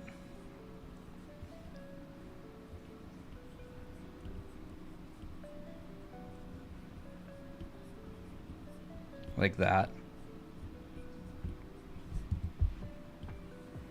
We could put like a little stick in the middle, I don't know. Or even just like a box in the middle. What if we put like a rotated box in the middle? Sure.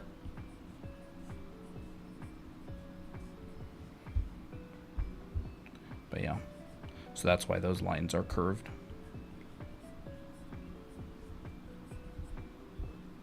But yeah, I'll let Christina put some anime heads in these.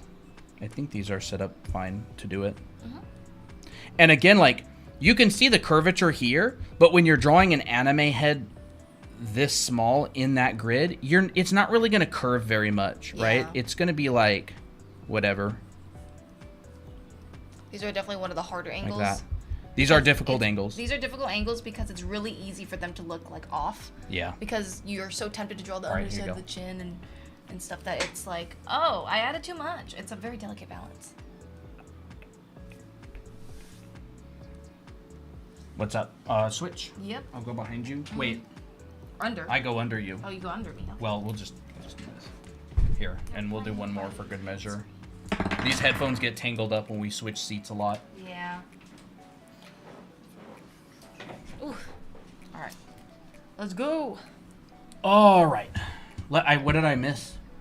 I Are we on Purple App? No, we're not on Twitch. Haven't seen us in a while. Hello. For some reason, TikTok has blessed us with a bunch. I want to say the word exposure, but has blessed us with algorithm today. Yes. And actually the past few days. I'm not sure why. I'm not sure why either. So you'll actually notice that when I'm drawing this head, it's actually very similar to this head right, where is it? Right in here. It's actually a very similar shape. The only difference that I'm adding is my features are now curved upwards. Yeah. And they've moved upwards too. Yeah. It's kind of like that circle thing from earlier, or just the sphere, right? So we've got a sphere. If we want it to point down, we go like that. Mm-hmm. If we want it to point up, we do that. Mm-hmm. And so shape. Christina's just starting with that sphere and pointing it up or down. Mm-hmm. And that box is giving her how much to point that up, how much to point it down. Mm-hmm. Like if you draw like a little head in the one above it, for example, just like a really quick same thing, you'll see that that curve around the form is going to be a more arced curve than the one below it. We are all pawns dancing to the algorithm. Yeah. Are you going to post this on YouTube? We don't need to. We're actually live on YouTube right now, so it's already there. Draw Anime Academy is our username. This is where I would add in the bottom of the cylinder for the neck. To make it clear. Yeah, Ink. If you want to join the Discord server, you can.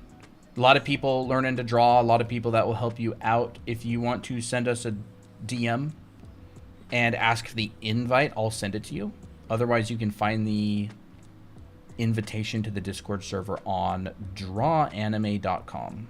That's where you can actually get it. So here, the nose has moved, and we actually see the bottom of the nose. So I actually like to add like a little triangle just to show the bottom of that shape. And I actually moved it up. So if you look at this one down here, the nose and the mouth are way closer to the bottom of the face. But because we moved up, right up here, the mouth and the nose have also shifted upwards. Just a tiny bit. Yeah. What perspective? That's definitely Poppy. What perspective exercises do you recommend? There's a lot of them. I don't really want to hijack the subject from your anime heads. What did they ask again? Sorry. What perspective exercises? I can just talk about it really quick. Talk about it real quick. There's like knowledge, and then there's practice.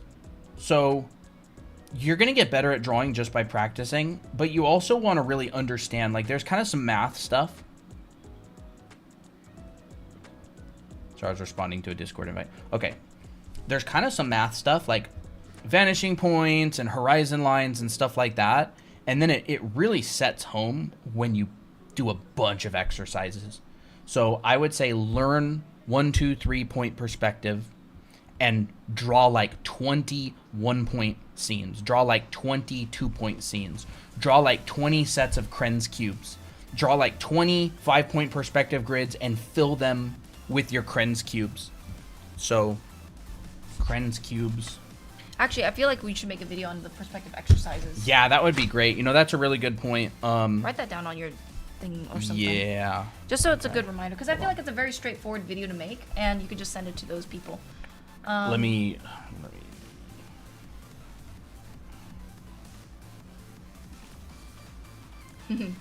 Love how the :3 mouth state. Yeah, I like this Okay. mouth. Sorry. So like this kind of stuff, right? You learn how to draw on a 5-point perspective grid. Where are all these things? Well, it is your personal Here's one. sketchbook. Yeah, my sketchbook's pretty messy. Do like 20 sets of these. Oh, those will put you through the ringer. You will get so much better at perspective if you do 20 full sets of these. These are Krenz cubes, Krenz. It's an artist named Krenz Kushart. He came up with this exercise. We actually have a past live stream that talks about them. If you want to go to this live stream, I went over it in its entirety. And then I also did 5-point grids with those cubes on it. If you learn this and you do it like 20, 30, 40 times, you're going to be so much better at perspective. Right now I'm going through an art block. I can't seem to draw the right eyes for my drawing. Any tips? It is fun. Yeah. Oh, no, Sorry. go ahead. I was just so excited that someone was excited about boxes. Oh, yeah. Yes, on YouTube. Yes, Kashi Fry's YouTube channel's Draw Anime Academy. Art block, huh? It's just you're just stuck at one little moment. So I'd say figure out the size of your eye, figure out what angle it's at, and if you're doing it like a front view, because I don't really know what your drawing looks like, right? But what I'm doing like with my angles right here is I'm drawing like how big I want my eyes to be, and this is like my range here. So I know that that's a silly looking eye. So I know that if I'm drawing my eye, it's going to be curved, and it's going to end at a certain point. So find out those things and always figure out your shape. You know, where's your eyelid, you know, and stuff like that.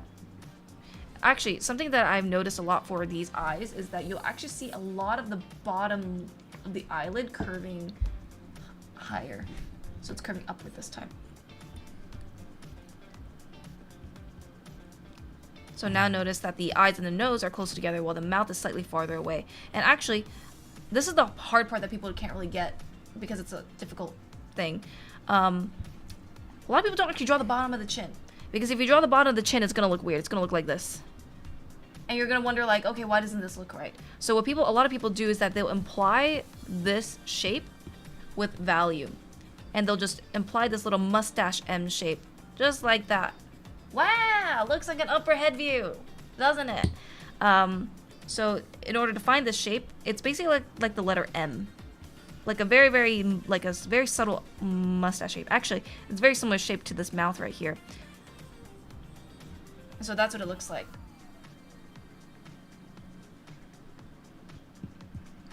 Actually, I really like that. Whoop! What happened there? Okay. I make sure that the eyes are very, very curved as well. And there's a head, half and half, going up.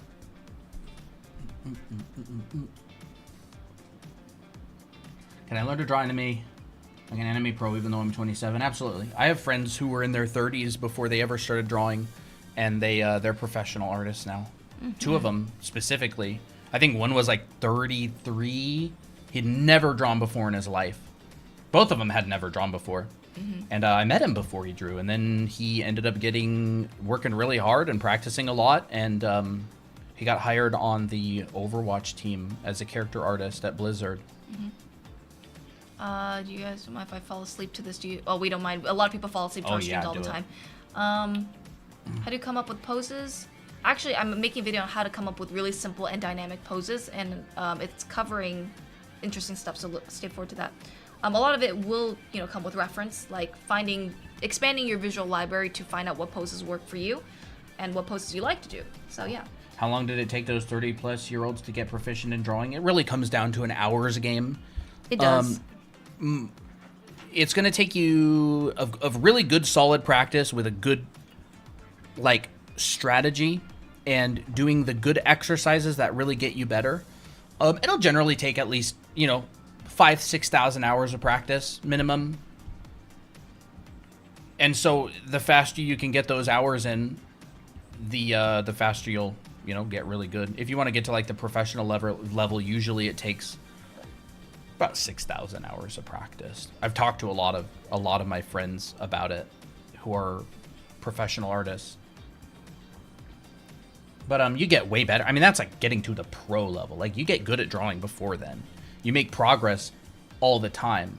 I'm talking about like the level of employability to like make a living from it in like the entertainment industry specifically, because that's where I worked. But there's 8,000 something hours in a year.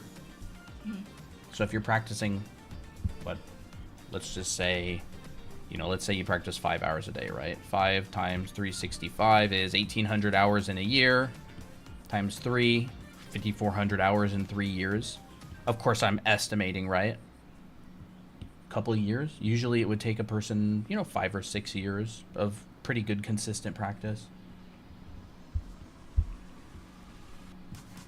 It's very doable. Like, the average person can absolutely do it. It's just it's a numbers game. Were you both art majors? We both went to art design college. I never thought about major. But never thought about major. I never expected to go to any sort of school. I was going to teach myself. Yeah. And do mentorships and stuff. But I went to a trade school for industrial design. And then I worked as a concept artist for a couple of years. I took a couple terms at Art Center in the entertainment design track. And then we've just been taking like classes online with teachers ever since then. Through like different places like Brainstorm. Do you think schooling is needed to become really good?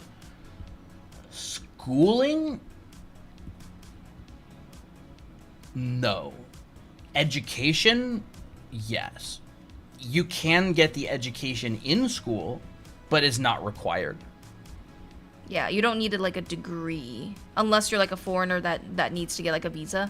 Yeah. But that's like besides There's the a point. lot of like education is more accessible than it's ever been in this day and age. Like, you can find classes by some of the best artists in the world online. Like, you can literally buy a painting class from Craig Mullins for like $150. He's like widely regarded as one of the best digital artists in the world. And you can get like an entire class by him for just like I don't know, like $100 or $200 or something. Like, the amount of education out there in this day and age that's very inexpensive is like more than ever. This is the part where I'm starting to get confused because it's a very difficult angle. Why don't you use that? Yeah. It's kind of like that. It's kind of like that, yeah. In the center line. Yeah. Well, that's actually more like this for me in my view. Nose comes out really, really far. And it basically like overlaps like on top of this eye right here. So this is where the eyes are at. This eye is non-existent because the nose is covering it. Where did you get that model? We 3D modeled it and 3D printed it ourselves, and then did a very bad job painting the eyes. But, yeah, we did a horrible job painting it. Does the trick. Does the job. This eye needs to go back in space. Hey, if it doesn't exist, just make it. Yeah. Like, for real. You could even just buy like a really cheap figurine or something and just like cut off the head and use that. It's so cute. It is. Oh, thank you. I'm glad. No, it's just Blender. It's just Blender, Mackie. I used Blender for a long time when I was working as a concept artist. Funny enough, we even though I used ZBrush for a long time, I don't even have it anymore. Some company bought ZBrush and turned it into a subscription, and I said, screw that. I still have it actually. Do you think art school is worth it? Very difficult to answer that question. Extremely wide range within art schools, and it's entirely contextual for you personally. Yeah. It's like some people it would be absolutely worth it, but other people it wouldn't. And some schools would be absolutely worth it and other schools wouldn't. So it's like, it's really difficult to answer that question. And like, what kind of art, right? Is like animation? Is it graphic design? Like, there's so many different art schools. It's almost like saying, is a car worth it? It's like, well, you could get like, I don't know, even like you could get a Ferrari, but if you have to drive over boulders, it wouldn't be worth it. You know, you could get like a monster truck, but if you have to drive, I don't know, through low-hanging bridges or something, it wouldn't be worth it. Like, it depends on the car, it depends on your situation, it depends on whether you can afford it, it depends on your needs. That's why, like, mentorships and stuff are so valuable, because a teacher can go in and really understand your specific needs and help you. And we do actually do mentorships from time to time. Yeah. But they're a commitment, you know, financially and time-wise. But I would say it's very worth it, especially if you can find a teacher that is really, you know, interested in your needs and knows what you need. My advice, like, and that's a terrible answer because, like, I can't tell you yes or no. It's more just like, oh, and it depends. I would say figure out what you want to do. I say this all the time. Our regulars know this. Figure out what you want to do. Is it animation? Is it 2D animation? Is it 3D animation? Is it concept art? Is it graphic design? Is it product design? Is it architecture? Figure out what you want to do. Find like 10 to 15 people who are currently working professionally in the field you want to get into. Email all of them. Explain your situation. Ask them what they recommend for learning how to get to where they are. And then really make like a conscious, informed decision, because even then it's not necessarily set in stone. Mm-hmm. Do the mentorship cost anything, and how much? If you're talking about our mentorship, how much do you usually charge? Our mentorships? Oh, I'm expensive. I'm like $1,100 for 8 weeks. But it's a good mentorship, I'll tell you that. Oh yeah, he's got a bunch of repeated students. But the audience on our YouTube and TikTok is generally not the people who take my mentorship. I more mentor people who want to become like professional concept artists. Do you have to stick to one thing? Nah, you can do whatever you want. Do whatever you want. Do whatever you want. You can do it. Sometimes it's just better to go back to that hand later and just draw more hands. Yeah, I've been doing mentorships since 2019. I probably mentored 50 students, maybe. I don't know. Wow, 50 students. That's a lot. A lot. It's a one-on-one mentorship. We meet up once a week for 8 weeks, and usually we'll meet for like 2.5 hours a lot of the time. And you know, I give lessons, I give homework, stuff like that. But again, I'm a concept artist. Like, I teach like art foundation. I don't really teach anime drawing stuff. That's more Christina's thing. Yeah.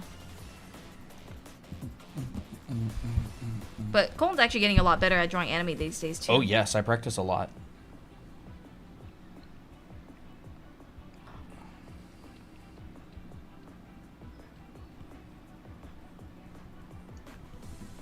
Do you have any tips on how to find your own art style? There's 2 ways. Number 1, you can completely ignore it and let it develop on its own based on what you just draw, because you usually draw what you enjoy and will develop a style based on that. Number 2, you can find a style and you can study it and really intensively try to figure out what makes that style work. And you can study it. You can even hire the artist and like train under them. Or you can do that with like multiple styles, right? You can be like, man, I really like how this artist uses colors, but I really like how this artist uses perspective. You can like morph it. People will tend to develop styles similar to their teachers because the teacher will explain their decision-making processes. Mm-hmm. Yeah, no problem. Cost you fries. Like my friend who was at Blizzard was telling me about studying styles, like how artists study to get hired at Blizzard. And a lot of it has to do with doing really specific style studies and understanding what decisions are being made and all that kind of thing. what you draw as a concept artist. Anything in a game that exists needs to be designed. Anything from the dirt to buildings to the sconce on the wall that has fire. A lot of sconces, funny enough. A lot of them. A lot of like lighting things, like light bulbs and light fixtures. Yeah. I can show you, like, I have my concept art portfolio on my phone, like, this kind of stuff. So this is my work. That's old. These are all old, but like this kind of stuff. That's not concept artwork. That's a collab between Christine and I. This kind of stuff. This one right here got me a job offer at Nickelodeon, but it wasn't a concept position. This kind of stuff. And sometimes if you're like well-rounded, you can kind of do different things as well. Yeah. You don't always have to just stick to one type of job. One. There's definitely strengths. Oh, I like that one too. Yeah, like this is my work. And like you'll see how realistic this is. Poppy's here. Poppy's here, good girl. And then oh, there she goes. Other stuff that I do. And she has decided to take over the iPad. Kitty? Sorry, Kitty, but you're gonna have to move. This is also my work. Like, you're not locked into anything. Like, you can do an anime style and a realistic style. So, where is it? Like, this kind of stuff. This is also my drawings. All this kind of stuff. Sorry, Kitty. I have to block your way. There's Sakura. And Poppy's rubbing against my phone. You're being affectionate today. Good girl. There we go. Stay here. Do you have any tips for realism art? Understand proportion. Poppy, you're so like sweet. it really just depends on. You're so kind. Depends on what kind of realism do you want to do. Like if you're thinking about proportions of the head and like drawing like real portraits, you would have to understand facial planes, skulls, and stuff. It depends on what kind of realism art do you want to do. Get that cat butt out of my face. Well, this is a Poppy's version of purring. She just rubs all over the mic. Yeah, she's really going to town on the microphone. Sorry, chat ears.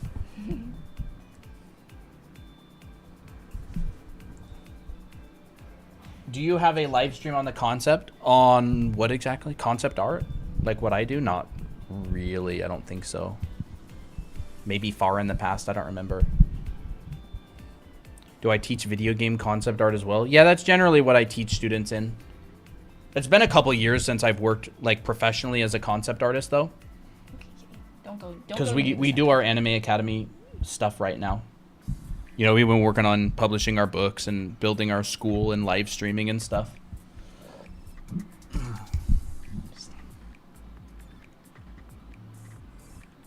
Can I draw X-rated drawing commissions for a living? You absolutely can. A lot of people do. I won't encourage it, but I'm also not going to look down on it. Mm-hmm. Sometimes you gotta do what you gotta do. You gotta make a living, yo.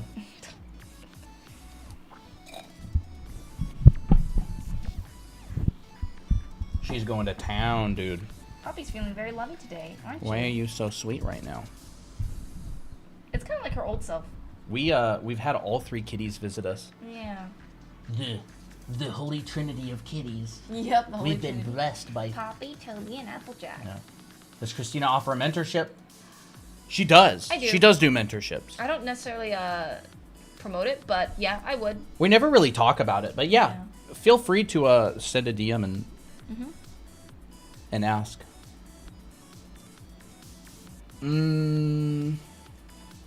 Tips for realism art? Study foundation, really. Yeah, study foundation. It's your perspective, your rendering fundamentals, your lighting, material. Material's really big in realism. Like, you know, rendering glass, rendering wood, rendering metal, tile, like material. Like if you don't render things realistically, it can tend to look a little bit gamey, like a video game-ish, like an indie game-ish. Like a Blizzard, right? Like Blizzard has only a couple materials that they use a lot. They kind of have like really stylized materials. You know, maybe we should make homework. Homework for this stream. Someone sure. else? Homework for the stream. We should do a focus stream on coloring and rendering. That'd be kind of interesting. Yeah. What is rendering? Rendering is the indication of light as it falls across the form or surface. I think that's actually like the technical definition. It's just rendering is like showing the light as it goes along the form. Like, I have some rendering examples from our anime art school right here. For your homework, if you're gonna do some exercises for this, I would say do something similar to what we've done here. Draw. What you got? These are. I can actually properly just give them homework in a second. Do it. Yeah, hold sure. up though. Yeah. So rendering would be like these kind of exercises. This is some of my artwork. So like these are just renderings of primitive forms with light. That's not rendering. That's our final in the perspective class. Boba, stone, wood with barbed wire. There's calculating cast shadows. There's that. So that's like rendering. Rendering primitive forms, cones, cylinders, calculating cast shadows. There's the calculations. Here's some renderings of different materials. There's some of my anime stuff. Like that kind of stuff. This too. That's a rendering of like a bedroom from Imagination using a point light source. And they're all just blocks. So that's all just matte rendering. Like there isn't really a lot of material in there. Would you recommend Scott Robertson's How to Render book for beginners? It's a bit of an advanced book, but it is a good book. It is good. I mean, yeah, it wouldn't hurt to have it. Yeah, I mean, it's pretty good. It definitely covers rendering well. Rendering is, as much as I hate to say it, drawing is the foundation underneath of rendering. Like, it is so much easier to render when you can draw, because rendering is drawing plus more. Like, you have to understand the form of something in order to render it, because rendering is literally light describing the form. So if you don't know the form, it's impossible to render. It's almost like trying to spell a word if you don't know the word. Like, you can't. Like, you just can't spell a word if you don't know what word. It's kind of like that. Michael Hampton's book on figure drawing is great. It's one of my favorites. It's a fantastic book. Oh, I love it. It covers a perfect amount of anatomy, but really focuses on the holisticness of a figure. Actually, a lot of the time when we did our books, I used his book for reference as well. So it's great. Yeah, Michael Hampton, and he has great classes too. He has a great YouTube channel. Seems like a really nice guy. Learn color theory. Learn your value. Learn how to shade in black and white first, and making sure that your value structure is clear. What I mean by that is know where your lights and darks are. Actually, we covered how to render clothes on a long time ago. I'm gonna find it. Yeah. If I take 5 5-hour energies, will I get 25 continuous hours of energy? No, you'll get a heart attack probably. You'll get 5 squared. You'll get 5 super hours. Super hours? It doesn't stack like it stacks in like energy, but not in length. So you can't just drink a gallon of 5 energy and you're just like going for days and days. Yeah. I don't think we'll cover hands today, Ava, but I'll definitely make a video on it sometime. Yeah, like you can't, this type of thing right here, like this is a rendered outfit using the 5 value system. Like you don't teach, or I should say you don't discover the 5 value system on your own. You basically have to learn it and practice it. Like the 5 value system is what you would learn in like a professional design class. What's up? Pet the kitty. She's doing chill. She's just chilling, bro. Yeah, she's just a chill dude. You're just a chill kitty. Anyways, it's just satisfying when you pet her. Yeah, we'll definitely cover hands at some point. I think it'd be interesting. You know what? I feel like another stream I would love to do is just doing a bunch of hand studies and like breaking it down and just actually getting good at drawing hands better for once. And just using a stream to do that. Is this like an art class or something? Kind of. It's like a free art class, but we do have like paid art classes as well. Whoa, she's attacking. She has now decided to take over because it's warm. Well, here's a bit of our little poppy cat. Here, let's do this. Yeah. Poppy. Kitty, come on. Oh, we can't see it. Okay, we can kind of see There it now. she is. There she is. Good girl. Yeah, there she is. I just scrolled past, but those 5 seconds hooked me quick as follow. I need you to tell me what 5 seconds. Is it the kitty? This is very important. Because that did happen in the first 5 seconds. You may be the difference between us. Wait. This may be very important for the future of our channel. Drawing with kitty. Drawing with kitty.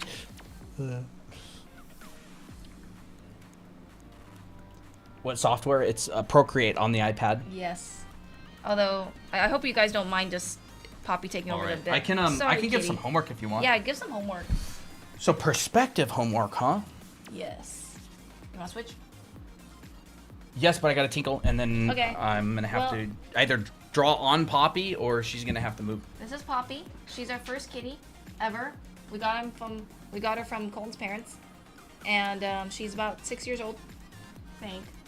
And sometimes she can be very moody. She can either be very sweet, like right now, and decide to love on you and interrupt your work when she's bored, or she just ignores you completely and doesn't want to sit on your lap. But today she's gracing us with her presence. Yeah, you don't want to keep your head up for too long, huh? Opinion on Ibis Paint? Honestly, Ibis Paint, I never used it, but a lot of people do use it, and it's free, which is great. So, I guess, look, she just decided to get off. Do you like that? I heard it's good, and if people like to use it, you use it. I've tried Krita, which is a free program, and it actually is pretty good too. Most programs will work very similar way. The UI, like the interface, is very similar because, they all have layers, they all have brushes, they all have erasers, so they'll all basically be very similar to each other. I never used Magma before. Kitty, are you gonna sit next to Colton? There she is, right down here. And she has decided to walk over again. Let's see. Here's me sneezing because I'm allergic to cats. Oh! Actually, it was a 5-tone thing. It sounded smart and stuff I didn't know, actually. So the 5-value system is basically just a process to rendering. What is it? Oh, good girl. Bro, she's shedding. Maybe it's just because there's like light. I think it's just everywhere. because there's light and we just don't know. Okay. I guess I won't. Colton's back, so... I'm now just you gonna- can talk if you want a little Okay. So the 5-value system is basically a system of rendering in black and white, and organizing your values in a cohesive way. So you start with your tone, or whichever one you want. Tone is like your mid-tone. Then you start with then you use your core shadow, which is generally the darkest part of the shadow. You have a half tone, which is in between the highlight and the tone. So it's like you're like finding the in-betweens of things. And so as long as you make sure that you have a clear lit side, a clear dark side, the in-betweens happen within those sections. So that's the 5-value system. Yeah. Generally, you would learn a process for rendering and do a bunch of homework to practice it to kind of force it into your memory. Yeah. Here's an example of like a I love painting that I did using the 5-value system as well. You start with well, I've grouped my 4th and my 5th values, but the rest is exactly the same. These are just random images that I studied from Pinterest. This was actually homework for a class that I took. But yeah, and it's really just a way to simplify and group the values of something to keep yourself from Getting confused. yeah, getting confused, And going also too extreme. prevent your drawings from looking too muddy. Yeah. Use the baseline to color via gradient map. I mean, you could use a gradient map and map it to colors. If you know the 5-value system well. The values would. Well, gradient maps are difficult because colors have local value. So, like, you couldn't just Yeah. turn yellow into red because red is darker than yellow. Yeah. So, like, it would require tweaking. But, yeah, like, you could use a gradient map to tweak colors and all that kind of thing. All right. I You remember assign this, homework. but this was, like, some of my really early anime stuff. Yeah, I love those. They're still cute. Yeah, They they still are hold up still pretty kinda good. cute. It's the fundamentals. All right. All right. You assign homework. I'll assign homework. I'm probably going to explain how to do the homework. Do it. I'm going to have to explain how to do the homework. And this might take a little bit. Because if you're doing perspective homework, it's kind of useless a lot of the time if you aren't following a process that helps. What should I just group all this, dude? If you want, Should I just merge just merge everything. everything? Just merge everything. All right, so It's just gonna be all one image anyways. homework. It's just on a different layer. I don't even have a layer. There we go. Let me think. What should our homework be? Krenz?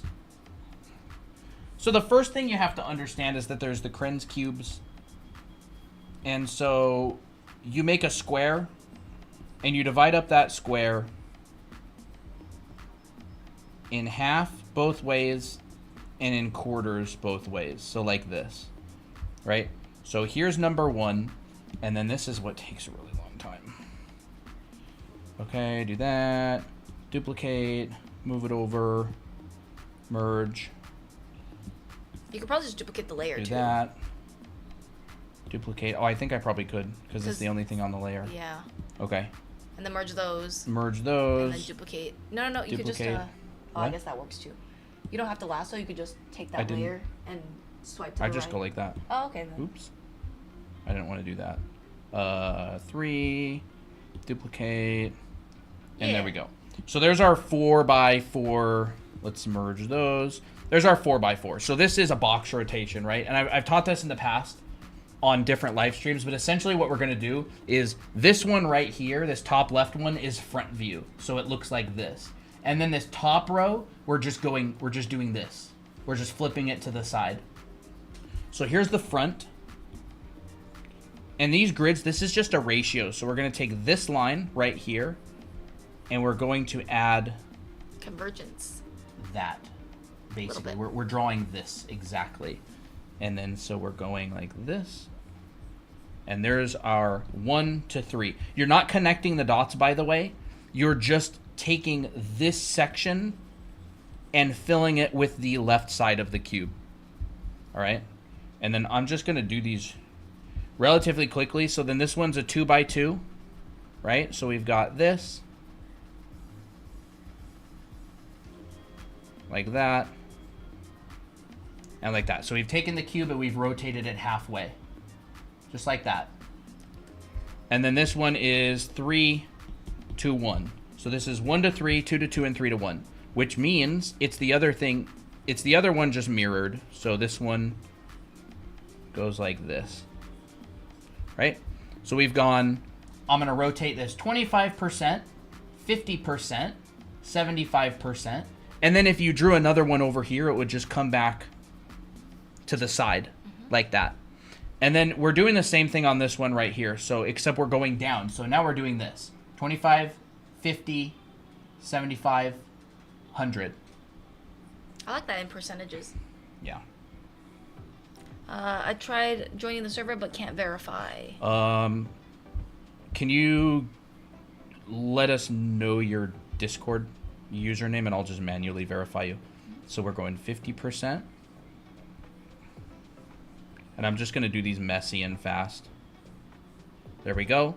And then there's 75%, which is going to be this one. Like that. All right. So we've taken the cube. Here's that. And we've gone, rotated it there and rotated it down. Now what we're going to do is we're going to rotate it down this way. So we're going to do a combination. So it's which of the north? All right. One sec. Can you do that? Yes.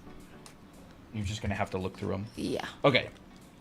So what we're doing is we're going to rotate it down this way. So this one right here, we're going to have basically something like this. Which is that your display name or is that your username? Because if it's your display name, that doesn't show it. Just scroll through. Okay.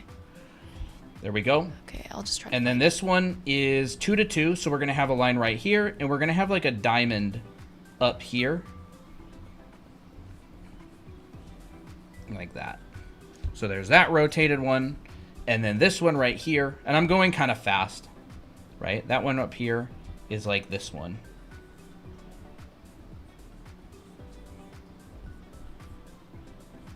I don't think I can. I can't find you. There we go. Froggy.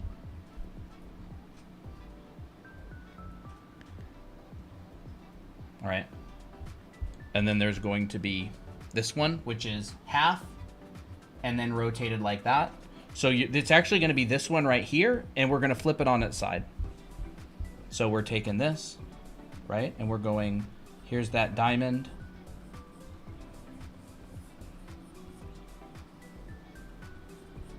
And we flipped it on its side. And then there's half, and it's going to look like that, right? So our point's going to be right here, like that. And we're going to essentially get a piece, get something that looks like this. Yeah, I'm trying to find you, Froggy. For some reason, I can't Like that. find that username.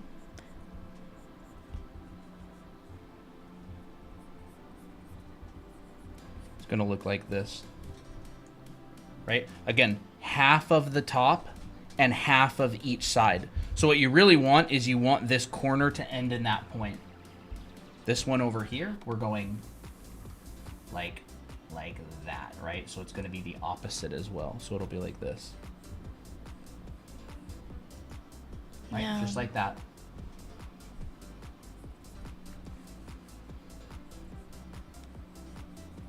And here, I want to draw There you you some go. shapes. This is a good tutorial.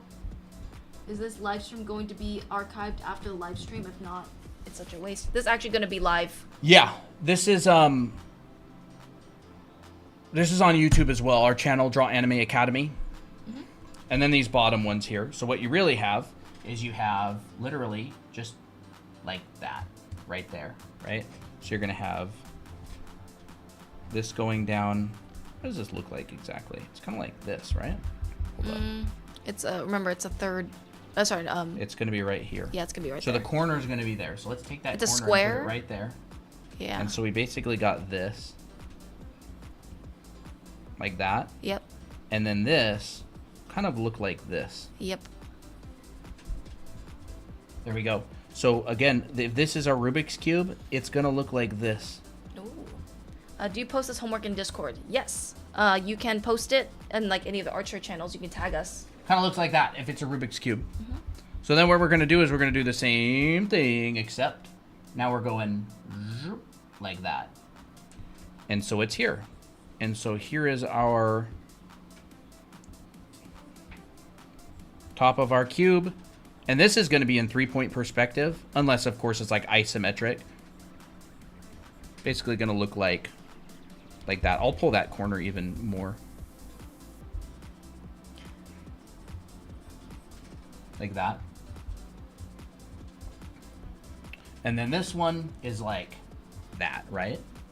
So it's going to be from this point, and that corner is going to go like, it's going to be like a square. Kind of like this.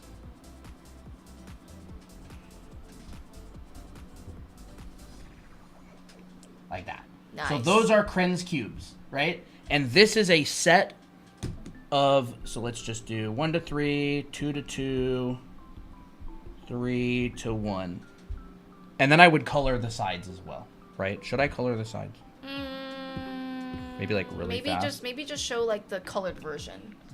I mean, I'll just do this really quick.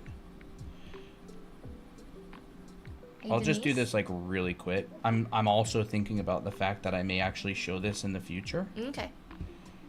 And that's good. So there's the left side. There's that. That. That one. Okay. Yeah, you're right. Blue. Blue. Blue. Let's just do this. Blue. I'm just gonna color these really fast. If you're doing these for homework, Color neater. don't do them this fast, because you actually want to learn like a lot. I'm just giving you your homework. Maybe after this homework, I can finally draw my OC at different angles. Yes, So you will. This is the blue. You will. Wait, is this blue? Yeah. So this that would is be blue. We'll be sending all these demos onto our Discord server, so it'll be in live demos. So that's where you can save the picture. And then let's just make the top like green or something. There we go. But yes, you can screenshot. Oh yeah, screenshot anything. This is all going in Discord. It'll be on YouTube forever. Blue. Or not blue. What am I saying blue for? Green. Green is the top. Green is the top. We've been going live pretty often these days. Yeah, I've been enjoying it. I use live to practice teaching stuff. You can find our Discord and YouTube at drawanime.com. Yes. Or you can go to our profile if you're over 18, and there's a website so there. this would legit just be the red side, right? Yep. That would be the red side. Maybe zoom out a little bit. There we go. There we go. So this is like a set of 4x4 Krenz cubes, right? So then this actually gets mirrored up 4 times. So do we have a picture of that? Let me find a picture of it really quick. Okay, it was actually Witch of the West. I did see that. Okay, I see it. I need to look for it really quick.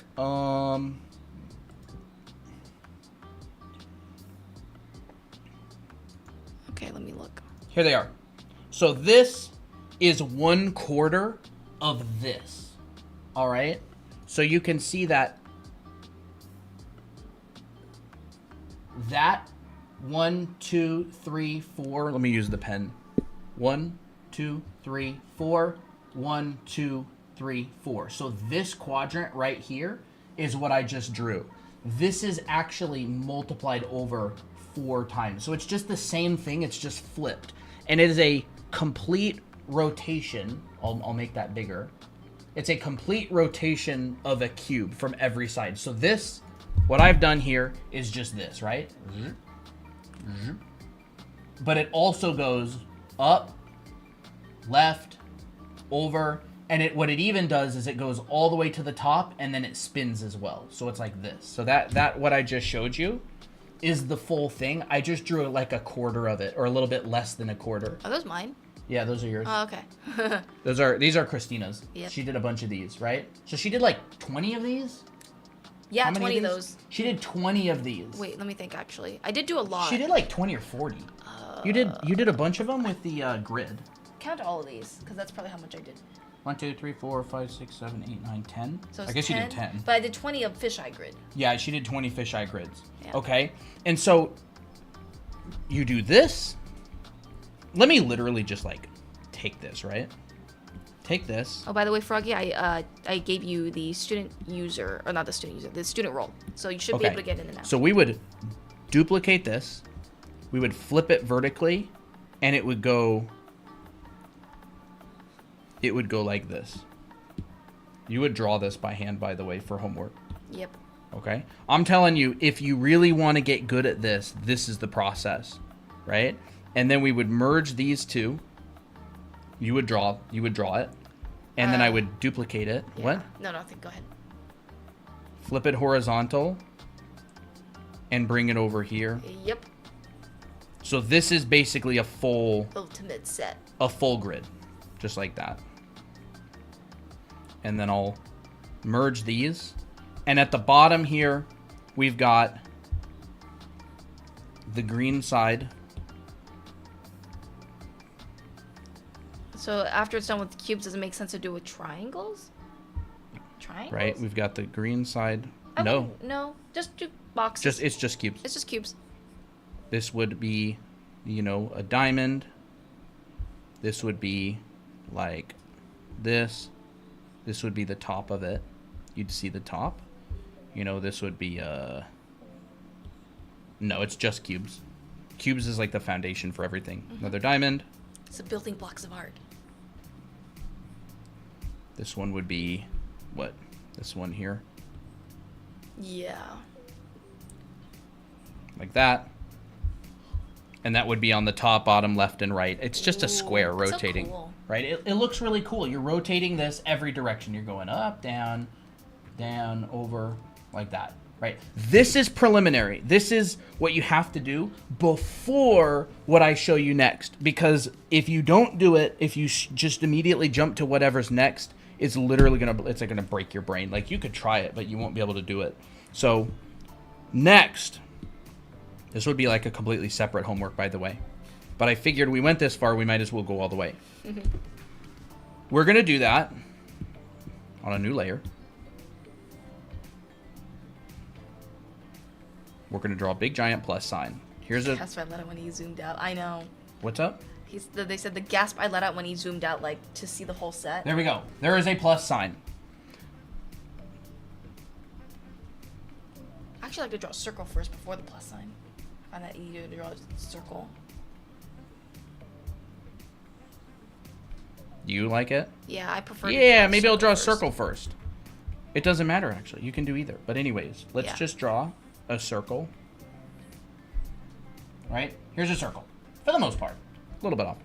It's fine. Draw a plus sign through it. Through the Divide middle. it in half. You're dividing it in half both ways. The pizza. This center point is your z-axis. This is going towards you and away from you. This left is your left x. There we go. It's just getting Yeah, a little bit it gets a bigger. bit cut off. This right is your right x.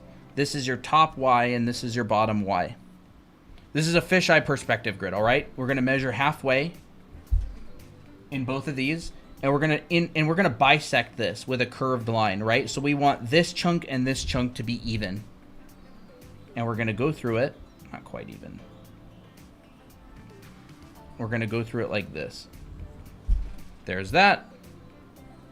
It doesn't have to be perfect. If it's close, it's enough.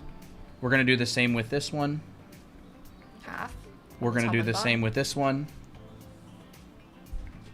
There is a fisheye perspective grid, all right? And then we're going to take our 45 degrees out of the Z. You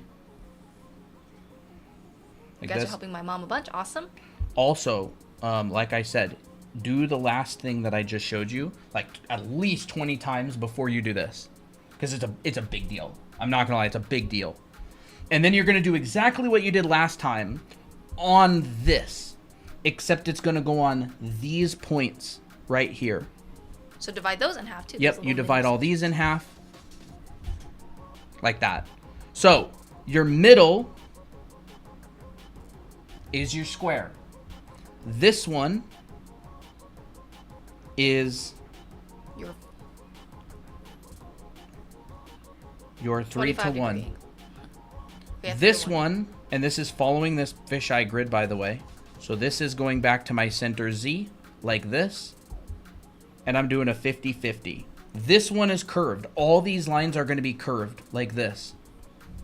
All those lines are going to be curved. These ones on the left are actually straight. My Z-axis is straight. So I do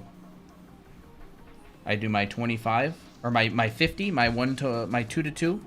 And then this one right here is my other one. Just like that. So I've gone, and I've done the exact same thing as last time, but I've gone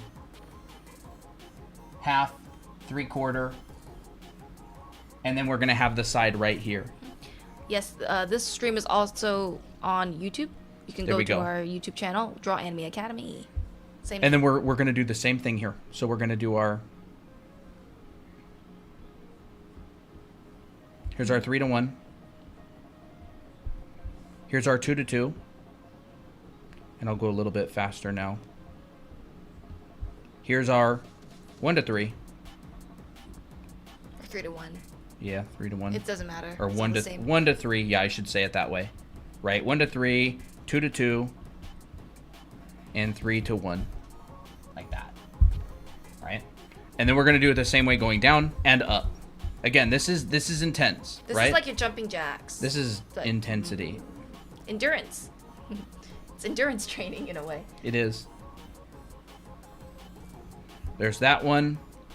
Here's your 50-50.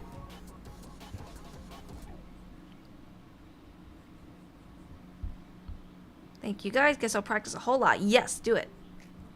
Here's this one. And then here's your bottom. This is drawing the same thing on a fisheye grid.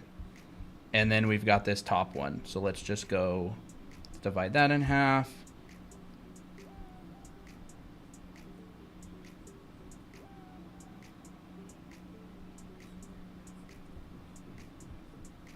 (50-50). Let's just put this one right here.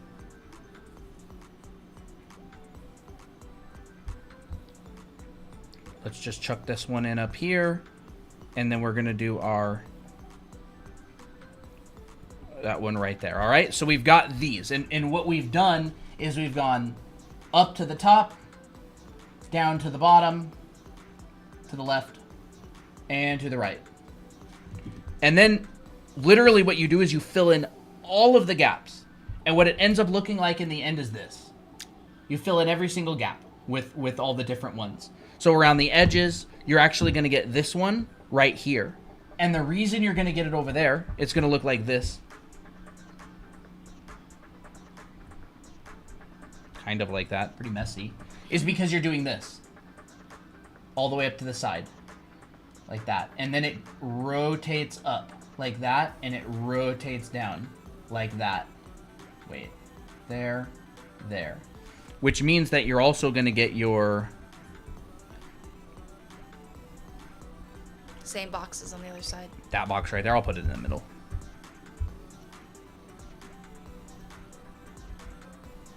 My Like brain's that. hurting from thinking to draw that. Yeah. Once Well, you're you're in going to the be drawing the zone- last one first. Yeah.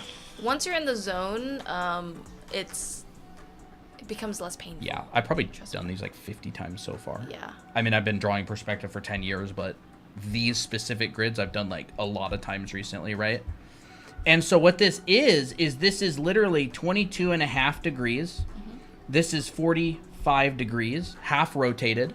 This is 67.5 degrees, and then this is 90 degrees. All right? Oh, they couldn't see that. There we go. And the reason is because what is a cube? Like, what are these angles, right? These are 90-degree angles. So if you rotate this halfway, that's 45. If you rotate it halfway between 45 and 0, that's 22.5. If you rotate it between 45 and 90, that's 67.5. So those are the rotations of the cubes. And then it's literally, it's these ones, right? So we can even just kind of find our place and just go back to this. And what we do, Ooh. there's that one. And that is the one that I just showed you a little bit ago, right? And here's the diamond one right here, where the top kind of looks like a diamond. Yes, the stream is also on YouTube. Draw Anime Academy is our YouTube handle. Like that. Actually, I want to put And that we're one a actually little bit live on lower. there right now as well.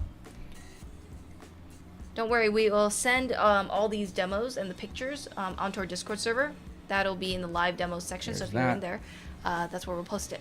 And so here's my X, and this follows that. That's my perspective grid, right? So if I want to do this, I actually find these ones a lot easier because it's easier to see. If I practice with guides, will I be able to draw cubes without them? Yes. Yes, you will. Yeah. Zoom out for a sec. Yeah, that's basically what we have so far. And again, this is before It goes what after, Christina was showing earlier. Like this kind of stuff. This is like the preliminary homework where if you do a ton of these, you're going to be able to have a lot easier time doing this. It's the reason that I was able to do the boxes that these went inside of.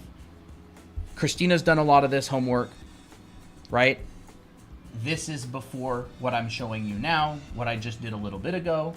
And then this is kind of like that final stage. This is the fisheye grid. This is the final boss. The final boss. Right? And so you have this coming out like that. You have this coming out like this. It's a curved line. And The it verticals looks like... tend to be curved. Yeah.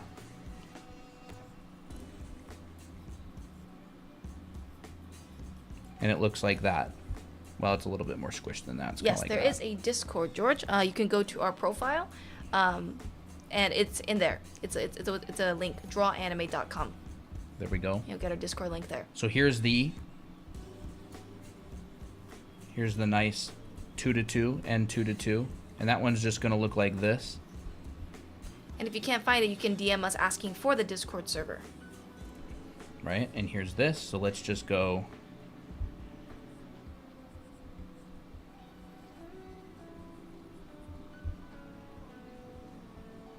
like that. See, these boxes are why my boxes earlier were curved, right? Like when I draw a box and it looks like this,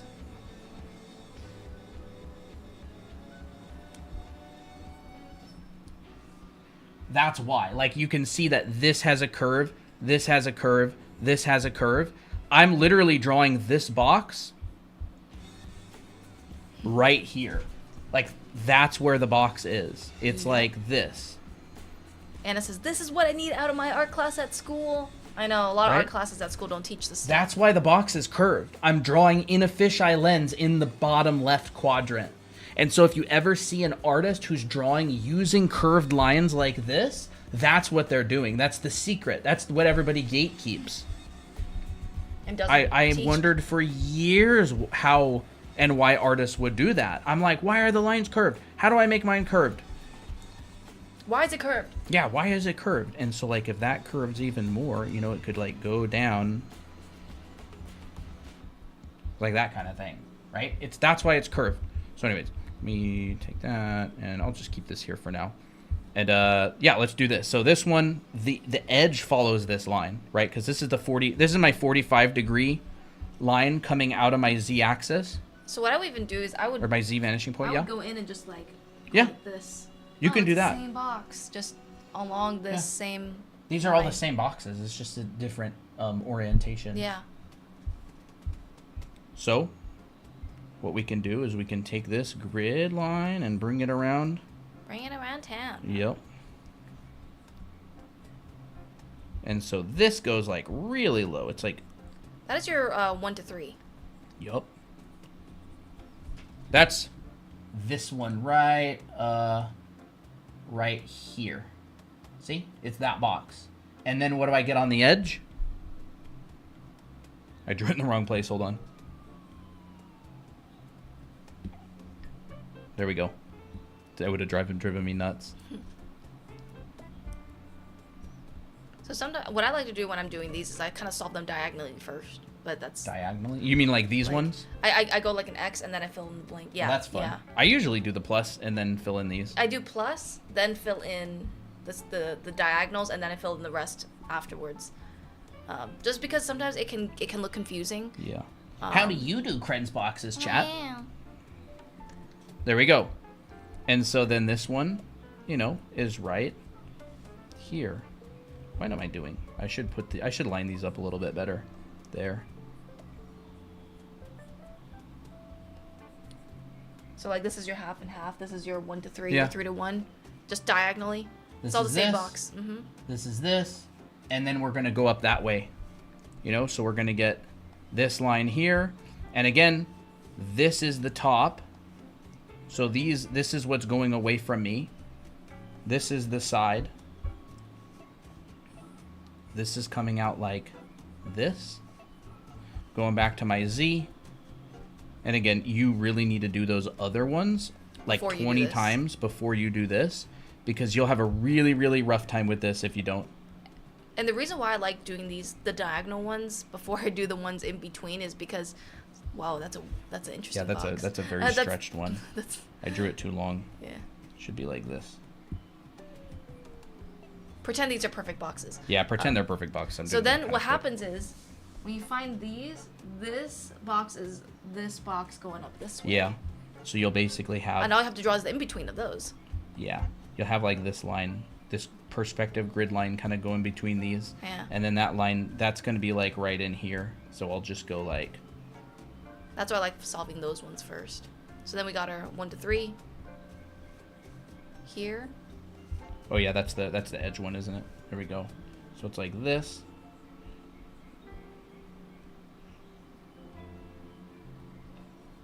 We got your half and half. Yep. And then that one is going to be in the middle.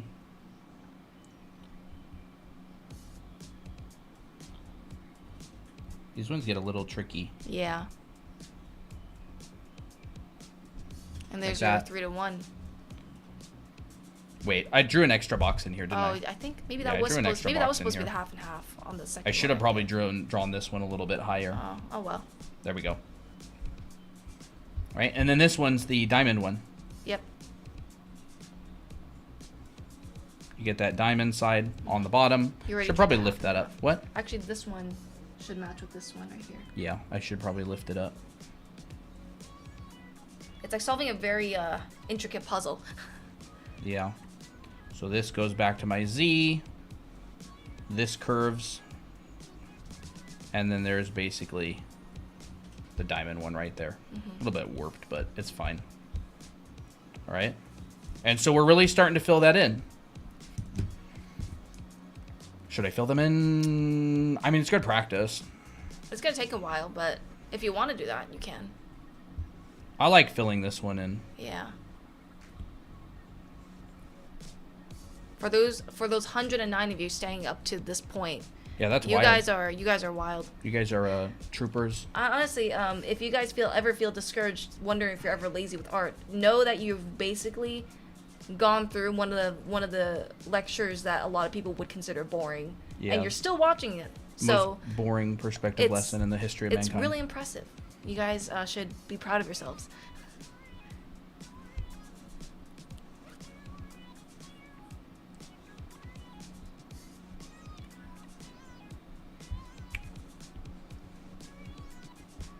Wait, I actually like drawing. I actually like making it this front corner. And I usually just make it the corner. Yeah, like that makes sense. Yeah. Right, and then we've got this other I one. think that generally is where the corner is, because Yeah, the it is. corner is. You have that. That's where the corner is on the other ones, and then you fill in the middles. Yeah. There's that one, that one, that one. Okay, and then there's this one. This one is looking like this, and we know where to put it because our guidelines are telling us. I think I tend to make this one. Well, this one is really distorted. Like, this one gets really distorted. It honestly literally looks like this. Because it's Wow. on the edge of a fisheye lens. It kind of looks like that. Interesting. I just made mine like, I don't know, more squarish, Yeah. because I didn't even think about that. And then let's just pull that through there. So this is basically where that corner is going to be. There's this is a very, you can't find this kind of information really anywhere. You can. I mean, you can find it. It's just really hard. It's very hard to find it. I shouldn't have said you can't find it anywhere. I mean, we found it through Gene, who researched a ton Yeah. on his own. Some of it is why. What was even the question? He just said, I've been drawing for 11 years and I still didn't know this. Oh, same here. Like, it's hard to find information on fisheye camera lenses. You don't learn it in any perspective classes. You have to find like niche books. You have to find like niche books on the subject a lot of the time, and it's really and some of them are in different languages, and you kind of have to go through stuff. Yeah, we learned it from Gene, and of course I've taken a lot of classes on perspective, and Krenz Kushart created this kind of method here for breaking down a box and rotating it. He has a lot of his students do it. I think Krenz created this method based on looking at a bunch of FZD student work, which is actually the school that I went to. Okay, so we got that. We got that. Is there one in here? There. Crap. I'm drawing on the wrong one. I can't wait to go back to school and brag to my art teacher about this. Aw, thank you. Yeah, so I don't think I'm really going to fill all these in. Let me just put a couple more. Okay, so there's that one, that one, that one. This one's up here. Let's just do this one. Move it over. What? Move it over a little bit. Oh, yeah. I thought you meant the box. Oh, no. Sorry. All right, we'll fix that one. We'll do this one here.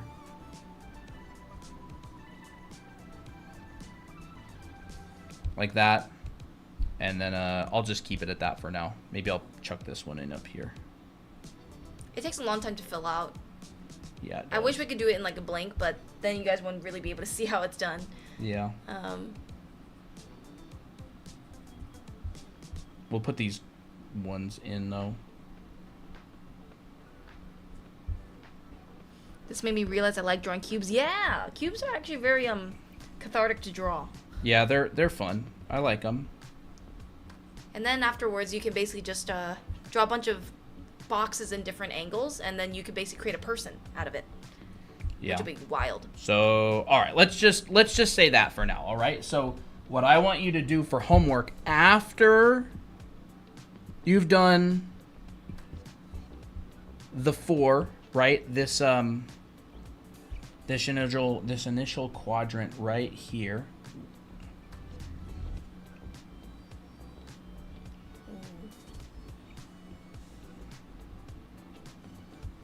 I don't want to block those ratios. So there. After you've done this 4x4 grid,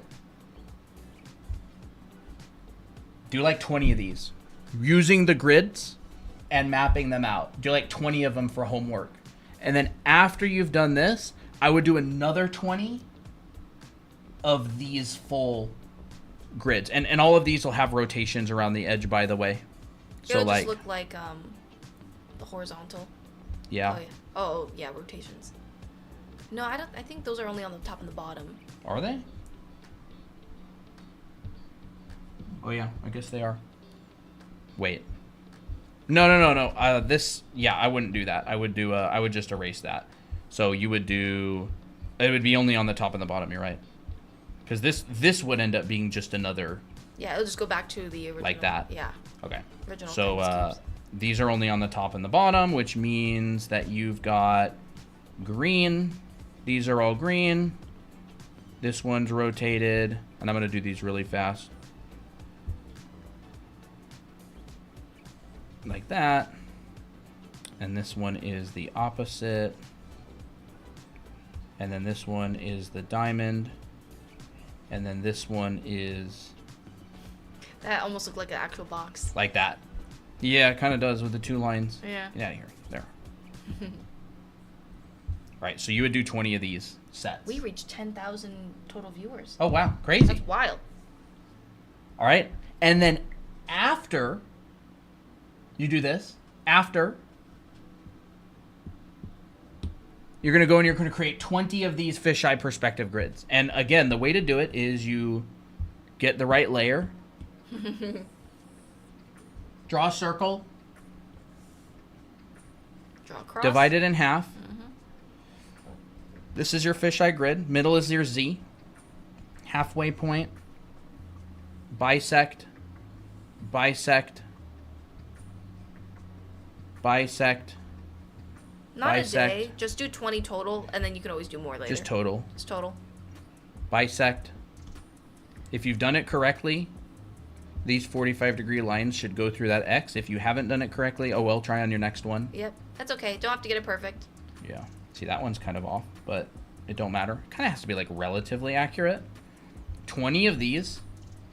And then when you do 20 of those, actually, I would also split this. So I would say do your quarters as well. Quarter, quarter, quarter. That was a bad one. There we go. 20 of those. And then once you've done 20 of those, I would add your Krenz cubes to all 20 of them. Fill them in. Fill them in. That's a lot of homework. So you definitely can't really do these. If you don't know how to do these, you can't really do 20 of those a day. Yeah. That would basically be possible. I mean, it took me... You would never do these in a day. No. You wouldn't even be able to It's- retain the information. Do Yeah. them over a period of like a month or two. Yeah. Like, you can do each step of the homework over a week if you're feeling hardcore.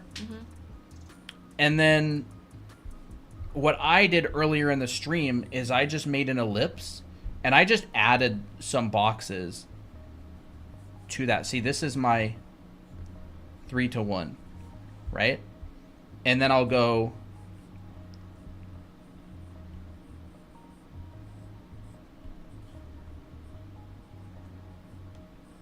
and add that one. Like, I'm just radiating these boxes out. Again, this is not my vanishing point. This is my point at which I'm rotating the boxes from. My vanishing point, my horizon line is going to be like up here somewhere.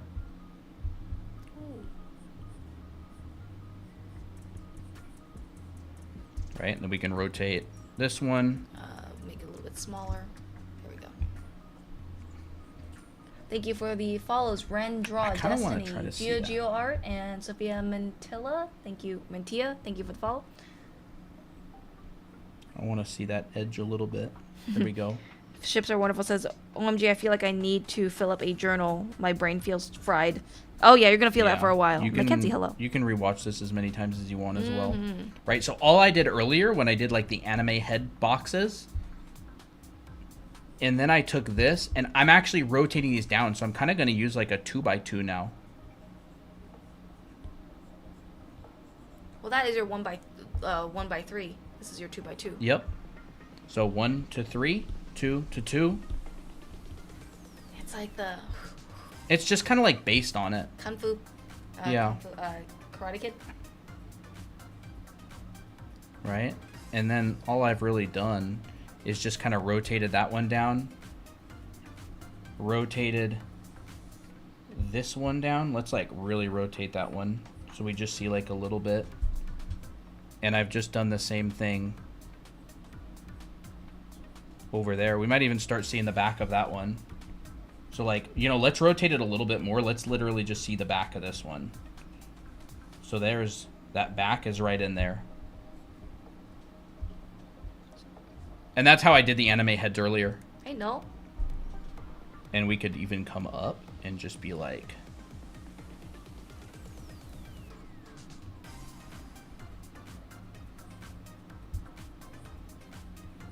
Oh, that's the back side. Yeah. Move that over a little bit. There we go.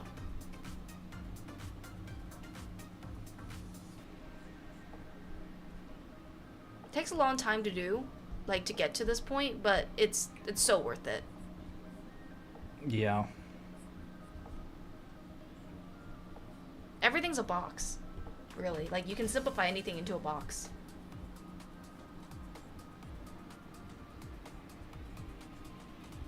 Yeah, like that kind of thing. And then again, Christina just added like anime heads in these, but she's also done these assignments. And so she ends up going like, you know,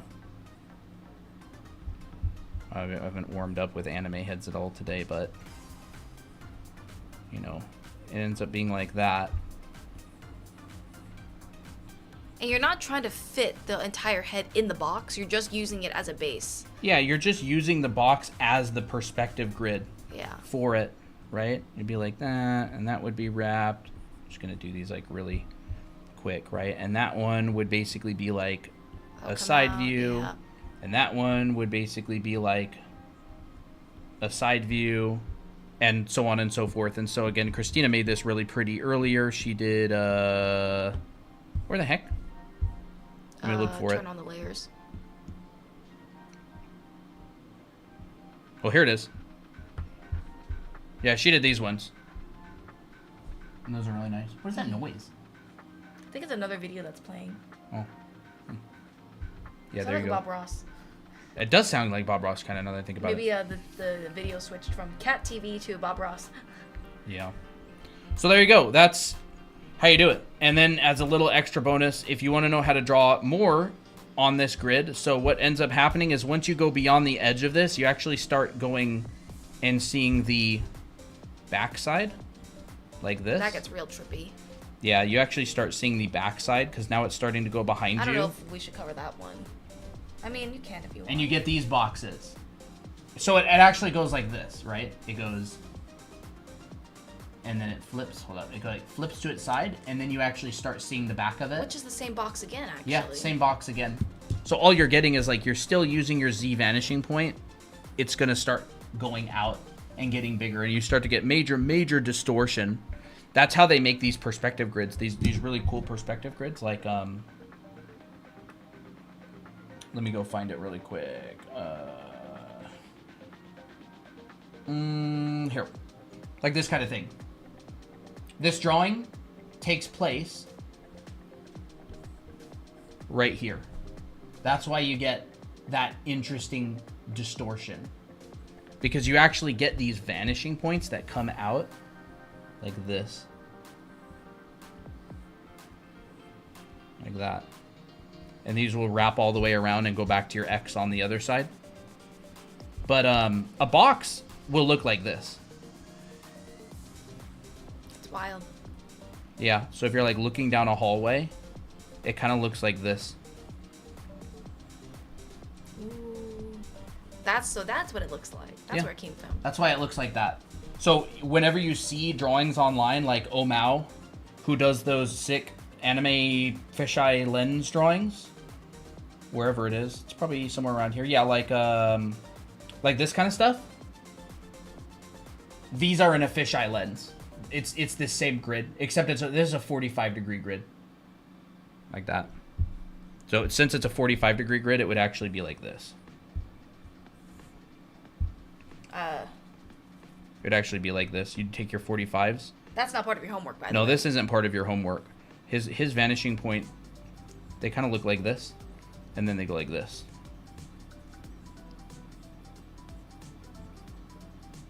Like that. You guys still going strong? Yeah, so this is Z and this is X. It's been shifted 45 degrees, but don't worry about that. Don't worry about this, right? Don't think about that. You can just erase it. But it's cool to see, though. Yeah, and so if this is like a hallway, it'll probably come all the way around like this. And let's say there's like a door in front of you. Oh, you should show that TikTok sometime about the dog like going on the. That would be funny. Walking on the sphere. Right? Let's say you have like a door. It would look like this. Here's your roof.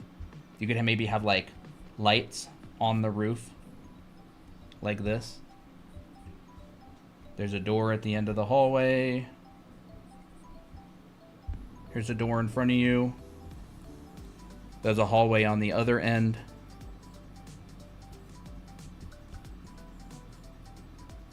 It looks like that. Actually, it would be right here. Well, thank you for the follows. You know, if you have like a window or something, it would look like this. That's how they draw those crazy perspective grids. It's just a fisheye lens and they go outside of the 90-degree field of vision. So if you want to be able to do stuff like that, it all starts with what I've been talking about this whole time, which is like these exercises. So do 20 of these. 20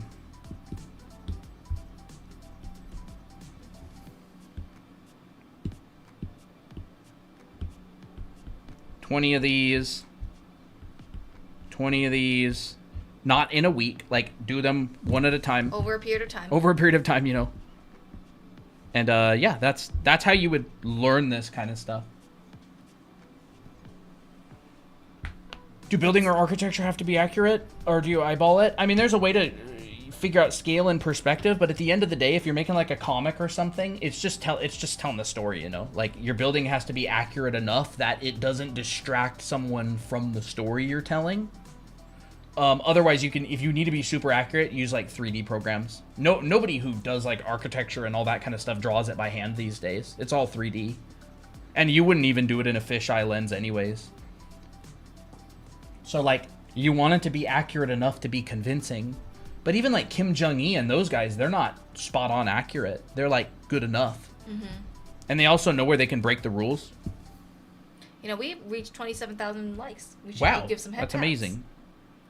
I know this started off as a stream for this, but like you can't teach this without teaching Quinn's cues. It's just not. It's not ethical. It's not ethical. It's not ethical or moral for students.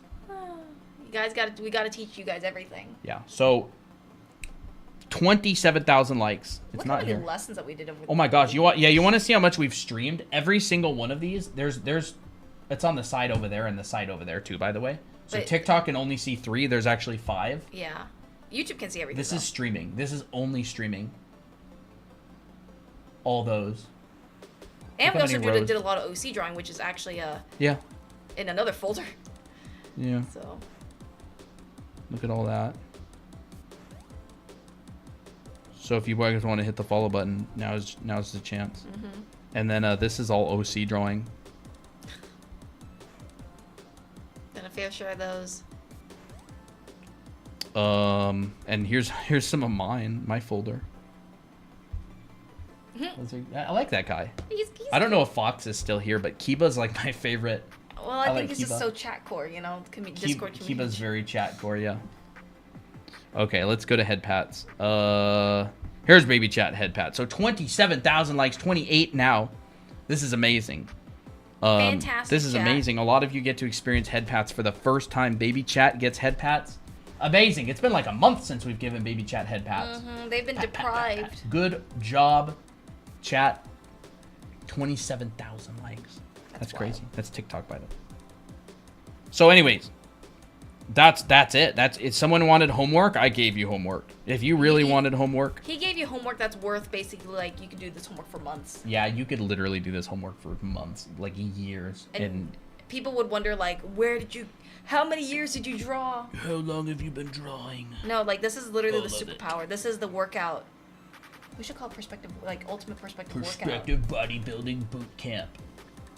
I like that idea. The word workout. Perspective Workout, yeah. 30-minute workout. Yeah. And yeah, the reason I drew this grid is because it's a 45-degree grid. So a box, this would be your 2-2. Wow. This is what a box would look like on it. See, it's the 2-2. It's this one, except it's just placed in the middle of your lens instead of on the side. So we've taken these two vanishing points and we've just shifted them 45 degrees. And then, of course, if you have something on the left here, it would look like this.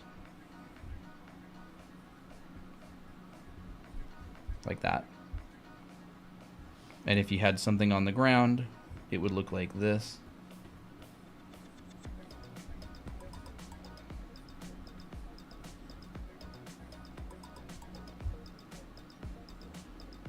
Kind of brain breaking though. Yeah. So Momo, we usually do OC drawing streams on some Fridays, not all the time.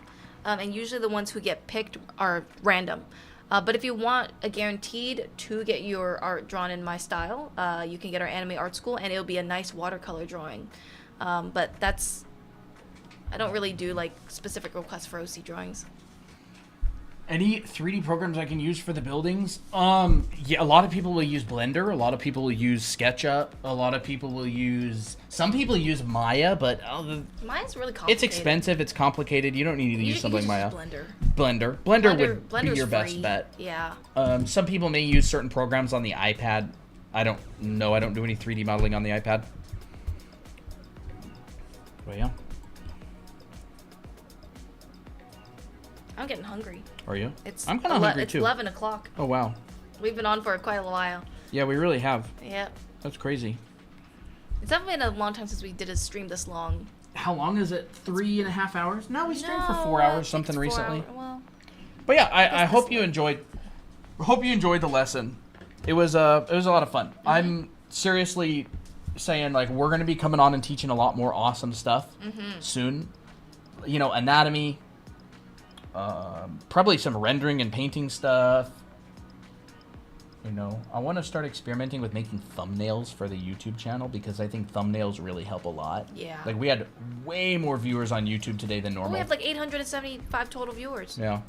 That's actually a lot. Big Enjoyed jump. it. I'm glad. You know. And by the way, I never asked this, but if you happen to have an extra boost in Discord, consider boosting our server. It helps us keep fun stickers and all kinds of stuff. I don't talk about it for a long time, and then we get really low on boosts, so I'm just talking about it. You don't have to. It's completely optional, but if you happen to have an extra one laying around, you know, go ahead and send it our way if you don't mind, and it helps us have fun perks for the Discord server and everything. Do you guys post these tutorials on YouTube? Yes. Yes, this is actually on YouTube right now. Yeah, we're live streaming on YouTube right this minute. So See? you can actually... So Here we are. once we're done streaming, this will be up as a video. TikTok, you want to see what YouTube looks like? This is what YouTube looks like. It's the full iPad. There you go.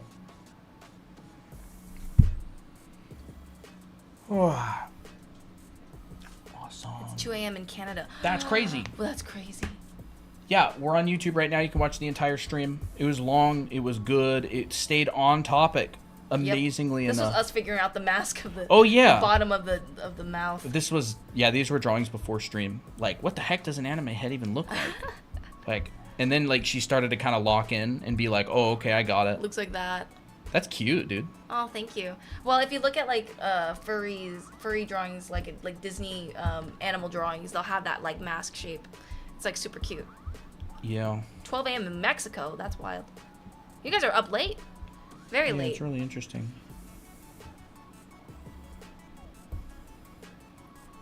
Well, actually, Walter Tulp kind of talks about that shape, doesn't he? Maybe. Does he? I kind of thought he did. Like he was drawing like some animals, and you were drawing some stuff. 11 p.m. in Cali. Oh, nice. We're on the same time zone. Yeah. Interesting. Dimensional drawing is like That's superpower. so important to drawing. It's literally like probably your most important fundamental. Being able to like draw and understand objects in a 3-dimensional way, like being able to see form even like push that even more. And it all really stems from a lot of these Krenz boxes. Painting stems from that too, because you have to be able to indicate light if you want to paint. All right.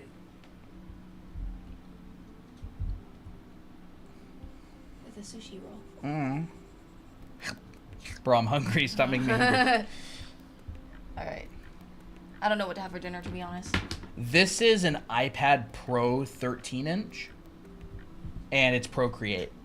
It's great. I like it. This is our stream iPad. Yep. It is the stream iPad, and there's a lot of drawings. A lot of drawings on it. I'll bring this back. So there you go. That's like a legit full-on anime head perspective lesson that covers like everything. I want to make a YouTube video that really covers this stuff. I mean, this is on YouTube, but like I want to make like a dedicated long-form post about this kind of thing. Sweet. Well, chat. Well, chat. We'll let you go. We'll let you go. We won't hold you captive anymore and get your guys beauty sleep. I got some kitties to snuggle. Kitty, kitty, kitty. We actually got a few kitties that snuggled with us earlier. Poppy actually snuggled for quite a long time here. No, I just got here. You can head over to our YouTube channel, Draw Anime Academy, and rewatch the entire stream. It is 3 hours and 36 minutes long. Yeah. I love fisheye grids. They're so fun. One of my favorite things ever. Took a nap to stream and woke up to us ending it. Just got here. All right, you want to switch? Yep. I'll wrap up. That goes under me. All right, now you can go behind me. Okay. These headphones get really tangled sometimes. So we have to be careful.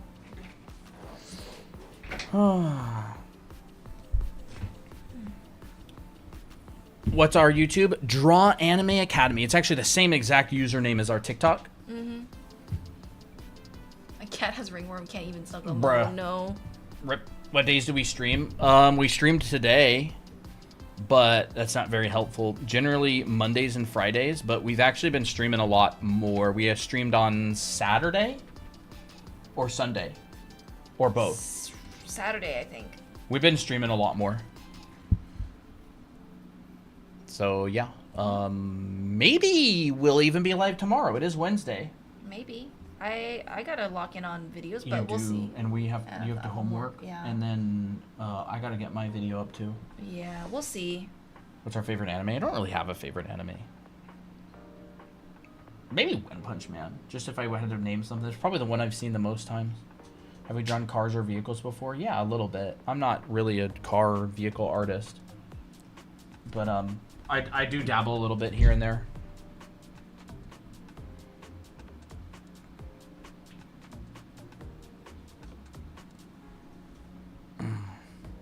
Not a whole lot.